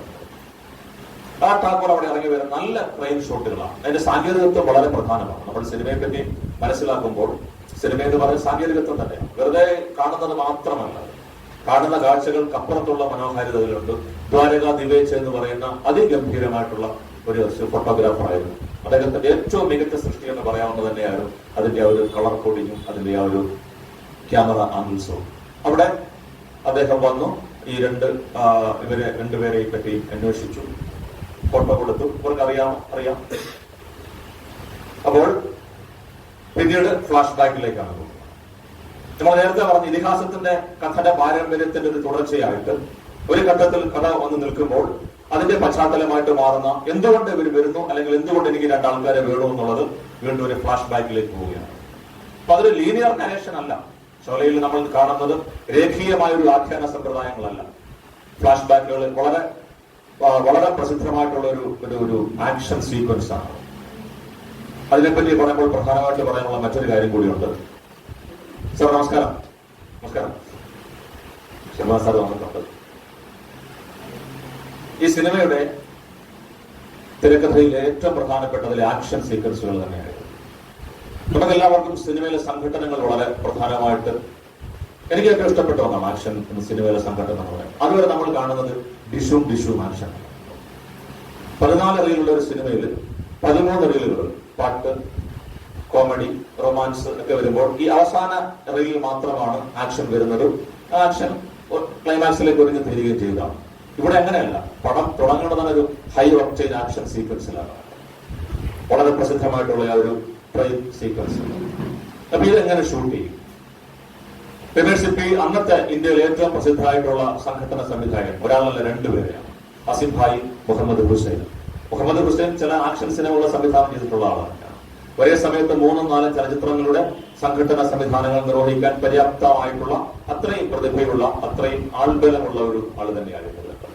പക്ഷേ ആ സിനിമയുടെ ആദ്യത്തെ 1-2 രംഗങ്ങളൊക്കെ ഷൂട്ട് ചെയ്യുന്ന സമയത്ത്, പ്രത്യേകിച്ച് ബസന്തിയെ കൊള്ളക്കാരെ പിന്തുടരുന്ന ആ രംഗമൊക്കെ ഷൂട്ട് ചെയ്യുന്ന സമയത്ത് എന്തോ ഒരു മിസ്സിംഗ് അവർക്ക് സംവിധായകന് തോന്നി. ഇതല്ല ഞാൻ ആഗ്രഹിച്ചിട്ടുള്ള ആക്ഷൻ സീക്വൻസുകൾ. ഈ ആക്ഷൻ സീക്വൻസുകളുണ്ട് ഈ സിനിമ, അത് ശരിയാകില്ല എന്നുണ്ട്. അങ്ങനെ അന്വേഷണത്തിലാണ് അദ്ദേഹത്തിന്റെ സഹോദരൻ അന്ന് ലണ്ടനിൽ പഠിക്കുകയാണ്. അങ്ങനെ ഹോളിവുഡ് സംഘടന സംവിധായകനായിരുന്നുള്ള ജിം അലൻ ആ സിനിമയിലേക്ക് വരുന്നത്. അതുവരെ ഉണ്ടായിരുന്ന ഒരു രീതി ആയിരുന്നില്ല. കാര്യം ഇവിടെ അദ്ദേഹം വന്ന് നോക്കുമ്പോൾ സിനിമയിലെ ചില കാര്യങ്ങളോ സീക്വൻസുകളോ ഇടയ്ക്കിടെ പാട്ട് വരുന്നുണ്ട്. അദ്ദേഹം നോക്കുമ്പോൾ ഇതെന്തിനാണ് ഇവിടെ പാട്ടുകൾ? എന്തിനാണ് ഹോളിവുഡ് സിനിമയിൽ പാട്ടുകളില്ല, ആക്ഷൻ മൂവിയിൽ തീരെയില്ല. അപ്പോൾ ഇവിടെ അങ്ങനെയല്ല. അതിന്റെ കാര്യങ്ങളൊക്കെ പറഞ്ഞു കൊടുക്കും. ആക്ഷൻ സീക്വൻസുകൾ ഇങ്ങനെയാണ് എന്ന് പറയുമ്പോഴാണ് അദ്ദേഹം വളരെ കൃത്യമായിട്ട് പറയുന്നത് ഇങ്ങനെയല്ല. ഒന്ന്, ഇന്ത്യയിലെ അന്ന് വരെയുള്ള ഈ സംഘടന അതിൽ നിന്ന് ഗ്രൂപ്പുകൾ മറ്റാൾക്കാർക്ക് ഒരു സേഫ്റ്റി ഒന്നുമില്ല. ഇന്നൊക്കെയാണ് നമ്മൾ സസ്പെൻഡഡ് വയർ ആക്ഷനിലൊക്കെ ഇട്ട് ഗംഭീരമായിട്ടുള്ള, അന്ന് വളരെ തുച്ഛമായ പൈസയ്ക്ക് വേണ്ടിയിട്ട് സ്വന്തം ജീവിതം പോലും ഇല്ലാതാക്കുന്ന ആൾക്കാരായിരുന്നു. അതിന് പുറത്തുനിന്ന് വീഴുക, പാറക്കെട്ടിൽ നിന്ന് ചാടുക, ഇതെല്ലാം ഒരു സേഫ്റ്റി മെഷറും ഇല്ല. ജിമ്മലൻ വന്നപ്പോഴാണ് കുറെയൊക്കെ നീപ്പാടും ബാക്കിൽ അതൊക്കെ വെച്ചുകൊണ്ട് ജമ്പിങ്ങിനും മറ്റു കാര്യങ്ങൾക്കൊക്കെ കൃത്യമായിട്ടുള്ള ആ ഷോട്ടുകൾ വരികയും അതിലെ സംവിധാനങ്ങൾ മാറുകയും ചെയ്യുന്നത് നമ്മൾ കാണുന്നു. ആ സിനിമ ഇന്ന് നമ്മൾ കാണുമ്പോൾ നല്ല ശബ്ദ സംവിധാനമുള്ള ഒരു സിസ്റ്റത്തിൽ കാണുന്നു. സാധാരണ ടെലിവിഷനിൽ അത് വ്യക്തമാകണമെന്നില്ല. അല്ലാതെ ആ സിനിമ നിങ്ങൾ കാണുമ്പോഴാണ് എത്രമാത്രം പ്രാധാന്യമുണ്ട് അതിലെ സംഘടന സംവിധാനങ്ങളുണ്ട്. ആ സൗണ്ടുകൾ സിനിമയിൽ സൗണ്ട് എന്ന് പറയുമ്പോൾ ബ്ലോ ഉണ്ട്, പഞ്ചുണ്ട്, ഹിറ്റുണ്ട്, ഫാളിംഗ് ഉണ്ട്. നമ്മുടെ സാധാരണ സിനിമയിലൊക്കെ എല്ലാത്തിനും ഒരേ സൗണ്ട് തന്നെയാണ്. ഇതങ്ങനെയല്ല. ബ്ലോ വേറെയാണ്, പഞ്ച് വേറെയാണ്, ഫാളിംഗ് വേറെയാണ്. കൃത്യമായിട്ട് വ്യത്യസ്തമായ രീതിയിലേക്കാണ് അതിന്റെ ശബ്ദ അത്രയും കൃത്യമാണ് ആ സിനിമ. ആ ട്രെയിൻ സീക്വൻസുകൾ, അത് ഓരോ സീക്വൻസുകളും അത് ഡിവൈഡ് ചെയ്ത് അന്ന് ഇന്ത്യൻ റെയിൽവേയില് ഒരു നിയമമുള്ളത് ഒരേ സമയത്ത് 2 ട്രെയിൻ അതിനകത്ത് പോകാൻ പറ്റില്ല എന്നുള്ളതാണ്. അവർ ഒരുപാട് സ്ഥലങ്ങൾ അന്വേഷിച്ചു. അവസാനമാണ് പനവേൽ, റോക്ക ആ പ്രദേശങ്ങളിലൂടെ ഓടുന്നത്. രാവിലെ ഒരു ട്രെയിൻ 8:30ക്കും വൈകുന്നേരം 5:30ക്കാണ്. അതിനിടയിലാണ് ഈ ഒരു സീക്വൻസുകൾ ഷൂട്ട് ചെയ്യുന്നത്. ഏതാണ്ട് 7 ആഴ്ച, കൃത്യമായിട്ട് പറഞ്ഞാൽ 53 ദിവസം എടുത്തു ഈ പറയുന്ന 640 ഷോട്ടുകളാണ് ആ ആക്ഷൻ സീക്വൻസ് എന്ന് പറയുന്നത്. ഗംഭീരമാണ് അതിന്. അവര് വരുന്നു, കൊള്ളക്കാര് ആ ട്രെയിൻ ആക്രമിക്കുന്നു, ട്രെയിൻ നിൽക്കുന്നു. പിന്നീട് അവിടെ നിന്ന് അത് വീരു, ജയ്, ആ 2 പേര് ഇവരെ സഞ്ജീവ് കുമാറിന്റെ പോലീസ് കഥാപാത്രം അറസ്റ്റ് ചെയ്തുകൊണ്ട് പോവുകയാണ്. അവരുടെ കൈവലം ഇട്ടിരിക്കുകയാണ്. ആ കൈവിലങ്ങൾ അദ്ദേഹം അവരെ വെടിവെച്ച് ആ കൈവിലങ്ങ് പൊട്ടിച്ച് അവർ 2 പേരും കൂടെ, ഈ കൊള്ളക്കാരൻ 2 പേരും കൂടെ തന്നെ കള്ളന്മാരായിട്ടുള്ള ധർമ്മേന്ദ്ര അമിതാഭ് ബച്ചനാണ് ക്യാരക്ടർ ചെയ്യുന്നത്. അവര് കൊള്ളക്കാരെ അത് നമുക്ക് പറഞ്ഞ് ഫലിപ്പിക്കാൻ പറ്റാത്ത വിധത്തിൽ അത്രയും പൂർണ്ണമായിട്ടുള്ളതാണ്. ഫ്രീസിംഗ് ഷോട്ടുകൾ, സ്ലോ മോഷൻ ഷോട്ടുകൾ, ട്രെയിനിന്റെ മൂവ്മെന്റ്, ഈ കുതിരകൾ, ആ കുതിരകൾ പോകുന്നു, അത് ഇന്ന സ്ഥലത്ത് വീഴണം. അതിന്റെ ഒരു പ്രത്യേകത എന്ന് പറയുമ്പോൾ തന്നെ ആ റിഹേഴ്സൽ സമയത്ത് ആ ട്രാപ്പ് ഉണ്ടാവും കുതിരയ്ക്ക് വീഴാനുള്ളത്. ആ കുതിര അവിടെ വീഴും. ഒറിജിനൽ ഷോട്ടിന്റെ സമയത്ത് കുതിരയ്ക്ക് അറിയാം അവിടെ വീഴുന്നുള്ളത്. കുതിര അത് ചാടിപ്പോകും. റീടേക്കുകൾ, അങ്ങനെ ടേക്കും റീടേക്കും ഒക്കെ ആയിട്ട് അതിസങ്കീർണമായിട്ടുള്ള ഒരു ഇന്ത്യൻ സിനിമയിൽ അതുവരെ ഉണ്ടാകാത്ത വിധത്തിലുള്ള ഗംഭീരമായിട്ടുള്ള ഒരു ആക്ഷൻ സീക്വൻസ് ആയിരുന്നു. തുടങ്ങുന്നത് ഈ ഒരു ഹൈ, ഇതിന്റെ തിരക്കഥ വായിച്ചു കേട്ടപ്പോൾ സഞ്ജീവ് കുമാർ പറഞ്ഞതൊരു കാര്യം ഇത് തന്നെയാണ്. തുടങ്ങുമ്പോഴേ ഇത്ര ഹൈ ഒക്ടൈൻ ആക്ഷനിലാണെങ്കിൽ ഇത് എവിടെ ചെന്ന് നിൽക്കും എന്നുള്ളത്. പിന്നെ സിനിമയിലെ വയലൻസ്, ഇപ്പൊ നമ്മൾ ഈ മാർക്കോ സിനിമയെ പറ്റിയൊക്കെ വളരെ രൂക്ഷമായിട്ടുള്ള അഭിപ്രായങ്ങളൊക്കെ വരുന്നുണ്ട്. മൊത്തം ബ്ലഡ് ഷെഡ് ആണെന്നുള്ളതിനെ പറ്റി. Sholay cinema full action sequence ആണ്. പക്ഷെ അവിടെ പറയുന്നത് blood appear as A guest artist. ചോര വളരെ അപൂർവമായിട്ട് മാത്രമേ അതിനകത്ത് വരുന്നുള്ളൂ. അത് ധ്വനിപ്പിക്കുകയാണ്. അതാണ് ആ സിനിമയുടെ മറ്റൊരു പ്രത്യേകത എന്ന് പറയുന്നത്. പ്രധാനപ്പെട്ട ആ ഒരു രംഗം എന്ന് പറയുന്നത് ഠാക്കൂറിന്റെ കുടുംബത്തെ വകവരുത്തുന്ന ഒരു രംഗമാണ്. ഗബ്ബർ സിംഗ് ജയിലിൽ ചാടി വന്ന് നമ്മൾ ആദ്യം അവിടെ ഠാക്കൂറിന്റെ കുടുംബം, അദ്ദേഹത്തിന്റെ മരുമകളും രാംലാലും അമ്പലത്തിൽ പോയിട്ടുണ്ട്. ബാക്കി 4 അംഗങ്ങളാണ് അവിടെ ഉള്ളത്. ഒരാള് അദ്ദേഹത്തിന്റെ മൊത്തം ഇളയ മകൻ കാവൽക്കാരനായിട്ട് മുകളിൽ ആ പാറയുടെ മുകളിൽ നിൽക്കൊണ്ട് തന്നത്. അദ്ദേഹത്തിന്റെ കയ്യിലൊരു തോക്കുണ്ട്. അവിടെ ഒരു സഹോദരിയും സഹോദരനും അവിടെ കാര്യങ്ങളൊക്കെ പറഞ്ഞു നിൽക്കുന്നു. ഇളയ കുട്ടിയുണ്ട്. ആ കുട്ടി അമ്മ ഞാനും കൂടെ ചാച്ചായി വിളിക്കാൻ റെയിൽവേ സ്റ്റേഷനിൽ പോകട്ടെ എന്നൊക്കെ ചോദിക്കുന്നുണ്ട്. അത് വേണ്ട എന്ന് പറയും. പിന്നെ കേൾക്കുന്ന ഒരു വെടിവെച്ചാണ്. അദ്ദേഹം നോക്കുമ്പോൾ ഷോർട്ട് ഫ്രീസിംഗ് ആണ്. വെടികൊണ്ടനാളെ നിൽക്കുന്നു. രണ്ടാമത്തത് അടുത്തയാണ്. അവരെഴുന്നേറ്റ് ഓടുമ്പോൾ ഫ്രീസിംഗ് ഷോട്ട്. മൂന്നാമത്തതും അത് തന്നെയാണ്. പിന്നെയാണ് സ്ലോ മോഷനിൽ ഓരോരുത്തരും വീഴുന്നത്. ആര് വെടിവെക്കുന്നെന്നോ ആർ കൊള്ളുന്നതെന്നോ ബ്ലഡ് സ്റ്റെയിൻ ഒന്നുമില്ല. വളരെ സജസ്റ്റീവാണ്. ഒരു പശ്ചാത്തല സംഗീതവും ഒന്നുമില്ല. അപ്പോഴാണ് ഇളയ മകൻ ആ വീട്ടിനകത്ത് ഇങ്ങോട്ട് ഓടി വരുന്നത്. ഒരു എക്സ്ട്രീം ലോങ് ഷോട്ടില് കുതിരപ്പുറത്ത് ഒരാള്, ഗബ്ബർ സിംഗ് വളരെ സാവധാനത്തിൽ ഇങ്ങനെ നിൽക്കുന്നുണ്ട്. വളരെ ഗംഭീരമായിട്ടുള്ള ഒരു ഷോട്ടാണ്. തോളിൽ തോക്കുണ്ട്, ബൻഡോളിയർ ബെൽറ്റ് ഉണ്ട്. അപ്പൊ 3 ശവശരീരങ്ങൾ കാണുമ്പോഴാണ് 4ാമത് ആ കുട്ടി അവിടെ ഇങ്ങനെ ഇറങ്ങി വരുന്നത്. അപ്പൊ ഈ ഊഞ്ഞാലിന് ഇറങ്ങി ഓടുകയായിരുന്നു ഒരുവന്റെ അമ്മ. ആ ഊഞ്ഞാൽ ഇപ്പോഴും ആടുന്നു. ഇരുമ്പിന്റെ ഊഞ്ഞാൽ, അതിന്റെ ഞരക്ക് മാത്രമേ ഉള്ളൂ. വേറെ ഒരു പശ്ചാത്തല സംഗീതം അവിടെ ഇല്ല. അദ്ദേഹം വളരെ സാവധാനം ആ കുതിരപ്പുറത്ത്, വലിയ പാറയാണ്, അവിടെ ഇങ്ങനെ ഇറങ്ങി വരുന്നുണ്ട്. ഇതേ രംഗം നമുക്ക് പുതിയ മെൽ ഗിബ്സന്റെ ബ്രേവ് ഹാർട്ടിലും കാണാം. അത്രയും വളരെ സ്ലോ ആയിട്ട് തന്നെ ആ കുതിരപ്പുറത്ത് ഇങ്ങനെ ഇറങ്ങി വരും. ഗബ്ബർ സിംഗ് ആ കുതിരപ്പുറത്ത് ഇങ്ങനെ ഇറങ്ങി വന്നു. ഒരു ഭാവഭേദവും ഇല്ലാതെ ആ തോക്കെടുത്ത് ആ കുട്ടിക്ക് നേരെ എയിം ചെയ്ത്. പിന്നെ നമ്മൾ കേൾക്കുന്നത് ഒരു വെടിയൊച്ചയാണ്. ആ രംഗം നേരെ കട്ട് ചെയ്യുന്നത് ആ സ്റ്റേഷനിലേക്ക് വന്ന് നിൽക്കുന്ന ആ ട്രെയിനിന്റെ ചക്രങ്ങളിലേക്കാണ്. എഞ്ചിൻ ഹിസ് ചെയ്യുന്ന സൗണ്ട് മാത്രമാണ്. കുട്ടി വെടിവെക്കുന്നത് കാണുന്നില്ല. പിന്നെ ഠാക്കൂർ വീട്ടിലേക്ക് വരുമ്പോൾ ആ ശവശരീരങ്ങൾ ഇങ്ങനെ നിരത്തിട്ടേക്കുന്ന ആ ഒരു കാഴ്ചയാണ് കാണുന്നത്. അപ്പോൾ അവിടെ നമ്മൾ നേരത്തെ പറഞ്ഞ ആ പശ്ചാത്തല സംഗീതത്തിന്റെ പ്രാധാന്യം എത്രമാത്രം ഉണ്ട്. അതോടൊപ്പം നിശബ്ദത. ഈ ഗബ്ബർ സിംഗ് വരുന്ന രംഗമെല്ലാം ഈ ഒരു മരണത്തിന്റെ സംഗീതമാണ് ഉണ്ടായിരിക്കുന്നത്. അത് ഒരു തീം മ്യൂസിക്കാണ്. ഓരോ കഥാപാത്രത്തിനും ഒരു തീം ഉണ്ടാകണം എന്നുള്ളത് അദ്ദേഹത്തിന്റെ പ്രധാനമായിട്ടുള്ളൊരു നിർദ്ദേശമായിരുന്നു. അത് മാത്രമല്ല, ഗബ്ബർ സിംഗിന് പ്രത്യേകമായിട്ടുമാണ്. കാര്യം സിനിമയില് വില്ലനാണെങ്കിലും ഏറ്റവും കൂടുതൽ ആരാധകരെ നേടി ഏറ്റവും കൂടുതൽ പ്രാധാന്യമുള്ള ഒരു കഥാപാത്രം ഗബ്ബർ സിംഗ് തന്നെയായിരുന്നു. അവിടെ ഈ ചെല്ലോ എന്ന് പറയുന്ന ഒരു ഉപകരണമുണ്ട്. വയലിന്റെ ഒരു വലിയ പതിപ്പാണ്. അതിലൊരു മൈക്രോഫോൺ ഘടിപ്പിച്ചിട്ട് സാധാരണ ബോയല്ല, പ്രത്യേകമായ ഒരു ബോ കൊണ്ട് ടൈപ്പ് ചെയ്ത് അതിന്റെ 3 ടേപ്പുകൾ ഘടിപ്പിച്ച് വെച്ചിട്ട് മിക്സ് ചെയ്തിട്ടാണ് ഒരു മരണത്തിന്റെ ഗന്ധം എന്ന് പറയാവുന്ന രീതിയിലാണ് ആ ഗബ്ബർ സിംഗ് അത് പലപ്പോഴും സിനിമയുടെ പശ്ചാത്തലത്തിൽ ഉപയോഗിക്കുന്നുണ്ട്. ആ ഒരു പശ്ചാത്തല സംഗീതം, അതോടൊപ്പം ഈ ആടുന്നതിന്റെ ആ ഊഞ്ഞാൽ ആടുന്നതിന്റെ ആ ഒരു പരിവരുത്ത ശബ്ദം മാത്രമായിട്ടാണ് അറിയിക്കുന്നത്. അതുപോലെ ഉള്ളൊരു സിനിമ രംഗമാണ് ഈ ഗബ്ബർ സിംഗിനെ ഇൻട്രോഡ്യൂസ് ചെയ്യുന്ന ഒരു സീനുണ്ട്. വളരെ വളരെ പ്രാധാന്യമുള്ള ഒരു സീനാണ്. ഈ സിനിമ തുടങ്ങി 1 മണിക്കൂർ കഴിഞ്ഞ് 1 മണിക്കൂർ 6 മിനിറ്റിലാണ് ഈ കഥാപാത്രം പ്രത്യക്ഷമാണ്. വില്ലൻ കഥാപാത്രം പ്രത്യക്ഷമാണ്. പക്ഷെ ആ സിനിമയുടെ തുടക്കം മുതലേ ഇദ്ദേഹത്തിന്റെ സാന്നിധ്യമുണ്ട്. ഓരോ രംഗത്തും വളരെ ബിൽഡപ്പാണ് ആ സിനിമ കൊണ്ട്. വളരെ മനോഹരമായ രീതിയിൽ ആ ഓരോ കഥാപാത്രം ഗബ്ബർ സിംഗിനെ പറ്റി പലയിടത്തും സൂചനകളുണ്ട്, പല കാര്യങ്ങളൊക്കെ ഉണ്ട്. അങ്ങനെ ഈ ഗ്രാമം കൊള്ളയടിക്കാൻ വരുമ്പോഴും അദ്ദേഹം 2 പേരെ അവിടെ അദ്ദേഹത്തിന്റെ മെർസിനറീസ് ആയിട്ട് വീരുവും ജയും അവിടെയുണ്ട്. അവർ 2 പേരും ഇദ്ദേഹത്തിന്റെ 3 കൊള്ളക്കാരെ ആക്രമിച്ച് പരാജയപ്പെടുത്തി അവർ പോകുന്നുണ്ട്.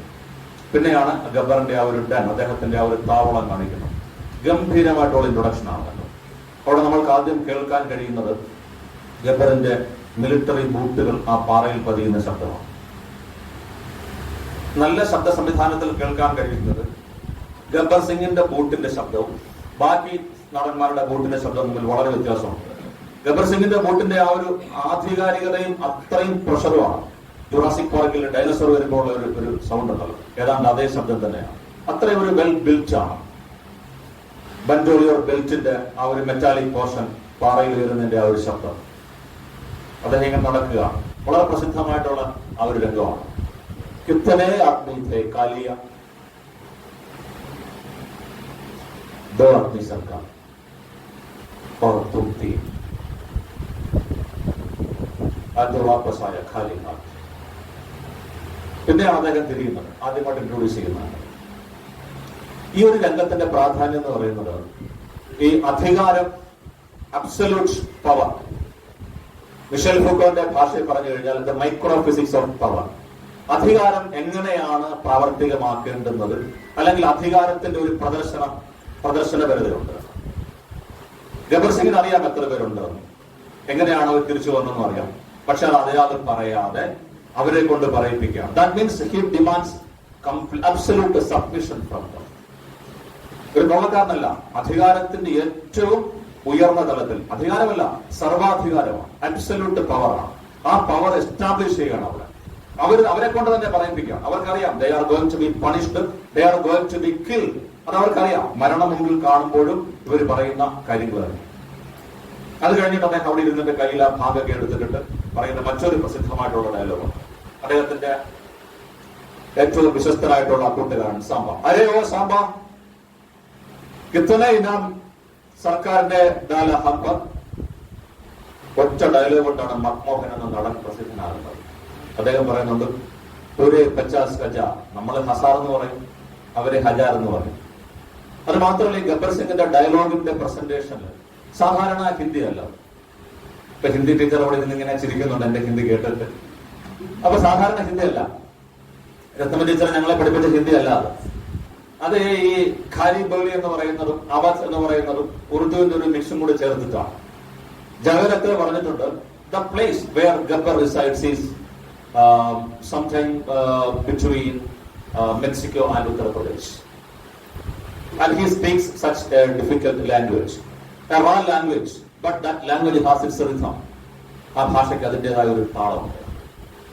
ആ താളത്തിൽ അദ്ദേഹം പറയുന്നുണ്ട്, ഒരു 50 സസ.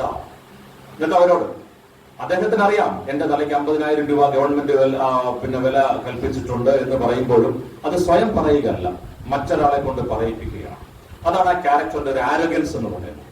അല്ലെങ്കിൽ അദ്ദേഹത്തിന്റെ ഒരു അധികാരം എല്ലാവരിലും അങ്ങനെ അടിച്ചേൽപ്പിക്കാനുള്ള ആ ഒരു ശ്രമത്തിന്റെ ഭാഗമായിട്ട് തന്നെയാണ് പറയുന്നത്. എന്നിട്ട് അദ്ദേഹം പറയുന്നുണ്ട് എന്തുകൊണ്ടാണ് അതൊക്കെ പിന്നീട് നമ്മൾ ഈ പറയുന്ന ഒരു നാടോടി കഥകളുടെ ഭാഗമായിട്ട് മാറുന്ന സംഭാഷണങ്ങളാണ് ഞങ്ങൾ. ഇവരോട് പറയുന്നുണ്ട്, ജബ് ഗാവ് മേ ബच्चे रोते उसकी मां सोया बच्चा और गब्बर सिंह आएगा. അങ്ങനെയുള്ള ഗബ്ബർ സിംഗിനെയാണ് ഗ്രാമങ്ങളിൽ കുട്ടികൾ ഉറങ്ങാതെ കരയുമ്പോൾ അവര് പറയുന്ന അമ്മമാര് പറയുന്നുണ്ട്, മക്കളെ ഉറങ്ങിക്കോ അല്ലെങ്കിൽ ഗബ്ബർ സിംഗ് വരുമോ. അങ്ങനെ ഒരു വലിയ നാടോടി പാരമ്പര്യത്തിൽ ഭീതിയുടെ പര്യായമായിട്ട് മാറിയ ഒരു കഥാപാത്രമാണ്. അത് കഴിഞ്ഞ് അദ്ദേഹം മറ്റൊരു കൊള്ളക്കാലിൽ നിന്ന് തോക്ക് വാങ്ങിക്കുന്നുണ്ട്. അതിനകത്ത് കിത്തനെ ഗോലി, 6 ഗോലി, 3 റൗണ്ട് ഗോലി, 3 ഗോലി, 3 ഗോലി ഓർ 3 ഔട്ട്. പിന്നെ റഷ്യൻ റൗളയാണ്, റഷ്യൻ റൗള്. ഓരോന്നിന്റെ അങ്ങോട്ട് വെച്ചിട്ട് തന്നെ ആദ്യത്തെ രക്ഷപ്പെടുന്നുണ്ട്. സാല രണ്ടാമത്തെ അവനും അടുത്തത് കാലിയാണ്. तेरे क्या होगा कालिया साहब मैंने आपका नमक खाया अब गोली खाओ. ഇത്ര മനോഹരമായിട്ടുള്ള സംഭാഷണങ്ങളാണ് അവിടെയും നോക്കുന്ന രക്ഷപ്പെടുന്നു. പിന്നെ ഒരു ചിരിയാണ്. ഈ രാക്ഷസന്മാരുടെ അട്ടഹാസം പോലെയല്ല, അതൊരു റെവർബറേഷൻസ് ആണ്, ഒരു എക്കോയാണ്. ഒന്നിന് മുകളിൽ ഒന്നായിട്ട് അലയടിച്ചു പോകുന്ന ഒരു തിരമാല പോണ ആ ചിരി. ഇവരും ആ ചിരിയിൽ പങ്കുചേരുകയും 3 പേരെ ഒറ്റയടിക്ക് വെടിവെച്ച് കൊള്ളുകയും ചെയ്യുക. അപ്പോൾ ആ ഒരു കഥാപാത്രം, ആ ഒരു ഷോട്ടും ആ ഒരു സംഭാഷണ ശകലം ഇപ്പോഴും പലപ്പോഴും നമ്മുടെ നാടൻ ഭാഷയിൽ നമ്മുടെ സംഭാഷണത്തിലൊക്കെ അത് വരുന്നുണ്ട്. കിത്തനെ ആദ്മി थे കാലിയ എന്ന് പറയുന്ന ആ ഒരു സംഭാഷണം. പിന്നീട് രണ്ടാമതും ആ ഗ്രാമം, ഹോളിക്ക് ശേഷം ആ ഗ്രാമം ആക്രമിക്കും. അതും ഗംഭീരമായിട്ടുള്ള ആക്ഷൻ സീക്വൻസ് ആണ്. ഹോളിക്ക് ശേഷമാണ് ആക്രമിക്കാൻ വരുന്നത്. അപ്പൊ ഇവർ രണ്ടുപേരും എവിടെയുണ്ട്? ആ ആക്രമണം കഴിഞ്ഞ് വരുമ്പോഴും വീരുവിനെ അവരുടെ കയ്യിലെ തോക്കിന്റെ വെടിയുണ്ടെല്ലാം തീർന്ന് അവിടെ ഇങ്ങനെ എല്ലാവരും പരാജയപ്പെട്ട് ഇങ്ങനെ നിൽക്കുന്ന സമയത്താണ് ഗബ്ബർ സിംഗ് വരുന്നത്. അദ്ദേഹം ആക്രമിക്കുന്നതായിട്ട് കാണിക്കേണ്ടതില്ല. Just like a music conducts his music, he orchestrates that absolute violence there. ഒരു വിദഗ്ധനായ സംഗീത സംവിധായകൻ തന്റെ പ്രതിഭാശാലികളായിട്ടുള്ള ആൾക്കാരെ കൊണ്ട് മനോഹരമായ ഒരു സംഗീതം സൃഷ്ടിക്കുന്നത് പോലെ ആ ഒരു വലിയ ആക്രമണം ആ ഒരു ഗ്രാമത്തിൽ സൃഷ്ടിച്ചിട്ട് കുതിരപ്പുറത്ത് വളരെ സാവധാനത്തിൽ വന്നു നിൽക്കുന്ന ഗബ്ബർ സിംഗ്. സിനിമ കാണുമ്പോൾ അറിയാം, എല്ലാം ലോ ആംഗിൾ ഷോട്ടുകളിലാണ് ഗബ്ബറിനെ അവതരിപ്പിക്കുന്നത്. ആ ഒരു കഥാപാത്രത്തിന്റെ ആ ഒരു ഓറ, ആ ഒരു പ്രഭാവലയം അത്ര വലുതാണ്. ബാക്കി ഒരു കഥാപാത്രം, ഈ കഥാപാത്രം ചെയ്യാൻ എല്ലാവർക്കും ആഗ്രഹം. ഈ സിനിമയുടെ സ്ക്രിപ്റ്റ് വായിച്ചപ്പോൾ ആദ്യം സഞ്ജീവ് കുമാർ പറഞ്ഞത് എനിക്ക് ആ ഒരു കഥാപാത്രം ചെയ്യാൻ താല്പര്യമുണ്ട് എന്നുള്ളതാണ്. അത് കഴിഞ്ഞിട്ട് ധർമ്മേന്ദ്രൻ ഒരു ഘട്ടത്തിൽ പറഞ്ഞ് എനിക്ക് ഠാക്കൂറിന്റെ വേഷം വേണം. അപ്പൊ ഠാക്കൂറിന്റെ വേഷം, സിനിമയിൽ പ്രധാന കഥാപാത്രങ്ങൾ ഠാക്കൂർ, ഗബ്ബറാണ്. നിങ്ങൾ നായകന്മാരായിരിക്കാം, പക്ഷെ പ്രധാന കഥ നടക്കുന്ന വിധത്തില്ല. ധർമ്മേന്ദ്ര ആ രംഗം ഒഴിയാൻ മറ്റൊരു കാര്യം കൂടിയുണ്ട്. അന്ന് ഹേമമാലിനിയായിട്ടുള്ള ഒരു നല്ല പ്രണയം കത്തിരിക്കുന്ന സമയമാണ്. ഇപ്പൊ പറഞ്ഞ് അവസാനം ഹേമമാലിനിക്ക് കിട്ടുന്നത്, ഹേമമാലിനിയെ കല്യാണം കഴിക്കാൻ പോകുന്നത് വീരുവാണ്. അതുകൊണ്ട് എന്നാ എനിക്ക് ആ റോള് വരുമെന്ന് പറഞ്ഞ് മാറി. അമിതാഭ് ബച്ചൻ ഒന്നിന് പിറകെ ഒന്നായിട്ട് 10 സിനിമ പൊട്ടി നിൽക്കുന്ന സമയമാണ്. സഞ്ജീറൊക്കെ ആ സിനിമ ആ ഷൂട്ടിംഗ് തുടങ്ങുന്ന സമയത്ത് റിലീസ് ആയിട്ടില്ല. സഞ്ജീർ വരുന്നുണ്ട്, പിന്നീട് ദീപാവലി വരുന്നുണ്ട്, പിന്നീട് പിടിച്ചാലും കിട്ടാത്ത ലെവലിലേക്ക് അമിതാഭ് ബച്ചൻ മാറുമ്പോഴും ഈ സിനിമയിൽ ടൈറ്റിൽ കാർഡിൽ 4ാമതായിട്ടാണ് അമിതാഭ് ബച്ചന്റെ പേര് എഴുതി കാണിക്കുന്നത്. ആദ്യം ധർമ്മേന്ദ്ര, രണ്ടാമത് സഞ്ജീവ് കുമാർ, 3ാമത് ഹേമമാലിനി, 4ാമതായിട്ടാണ് അമിതാഭ് ബച്ചന്റെ പേര് വരുന്നത്. ധർമ്മേന്ദ്രയാണ് റെക്കമെൻഡ് ചെയ്യുന്നത്. ശത്രുഘ്നൻ സിൻഹ ആയിരുന്നു ആ റോളിലേക്ക് ഡിസ്ട്രിബ്യൂട്ടർമാരുടെ എല്ലാവരുടെയും. അന്ന് വില്ലൻ വേഷങ്ങൾ ചെയ്ത് വളരെ പോപ്പുലറായി. നായക നടന്മാരെക്കാൾ കൂടുതൽ ആരാധനയുള്ള വില്ലനായിരുന്നു ശത്രുഘ്നൻ സിൻഹ. അദ്ദേഹത്തെ ആയിരുന്നു വെച്ചിരുന്നത്. പക്ഷെ രമേഷ് സിപ്പിക്ക് താല്പര്യം ഈ ഇദ്ദേഹത്തിന്റെ ഒരു സിനിമ കണ്ടിട്ട്, സിനിമയുടെ പേര് ഞാൻ ഓർക്കുന്നില്ല, ഇന്ത്യയിൽ 3 തവണ സിനിമ കണ്ട ഒരു 2 വ്യക്തികൾ ഒരു മാത്രമായിരുന്നു. അത്രയും ഒരു തല്ലിപ്പൊളി പടമായിരുന്നു. പക്ഷെ അമിതാഭ് ബച്ചനെ അത് കാസ്റ്റ് ചെയ്യുന്നുണ്ട്. ഈ സിനിമയുടെ സീൻ ബൈ സീൻ ഡയലോഗുകൾ, ഷോട്ടുകളെല്ലാം പറയുമ്പോൾ അദ്ദേഹം ആവശ്യപ്പെട്ടത് ഈ ഒരു കഥാപാത്രത്തെ ചെയ്യാനായിരുന്നു. ആ സിനിമാ തിയേറ്ററിലേക്ക് ധർമ്മേന്ദ്രയുടെ ആരാധകർ പോയിട്ടുണ്ട്, ഹേമമാലിനിയുടെ ആരാധകർ പോയിട്ടുണ്ട്, ജയാ ബച്ചന്റെ ആരാധകർ പോയിട്ടുണ്ട്, അമിതാഭ് ബച്ചന്റെ ആരാധകർ പോയിട്ടുണ്ട്. പക്ഷെ സിനിമ കണ്ട് തിരിച്ചിറങ്ങിയ എല്ലാവരും അംജദ് ഖാന്റെ ആരാധകരായിട്ടാണ് തിരിച്ചിറങ്ങുന്നത്. അതാണ് ആ ഒരു സിനിമയുടെ, ആ സിനിമയുടെ ഒരു വലിയ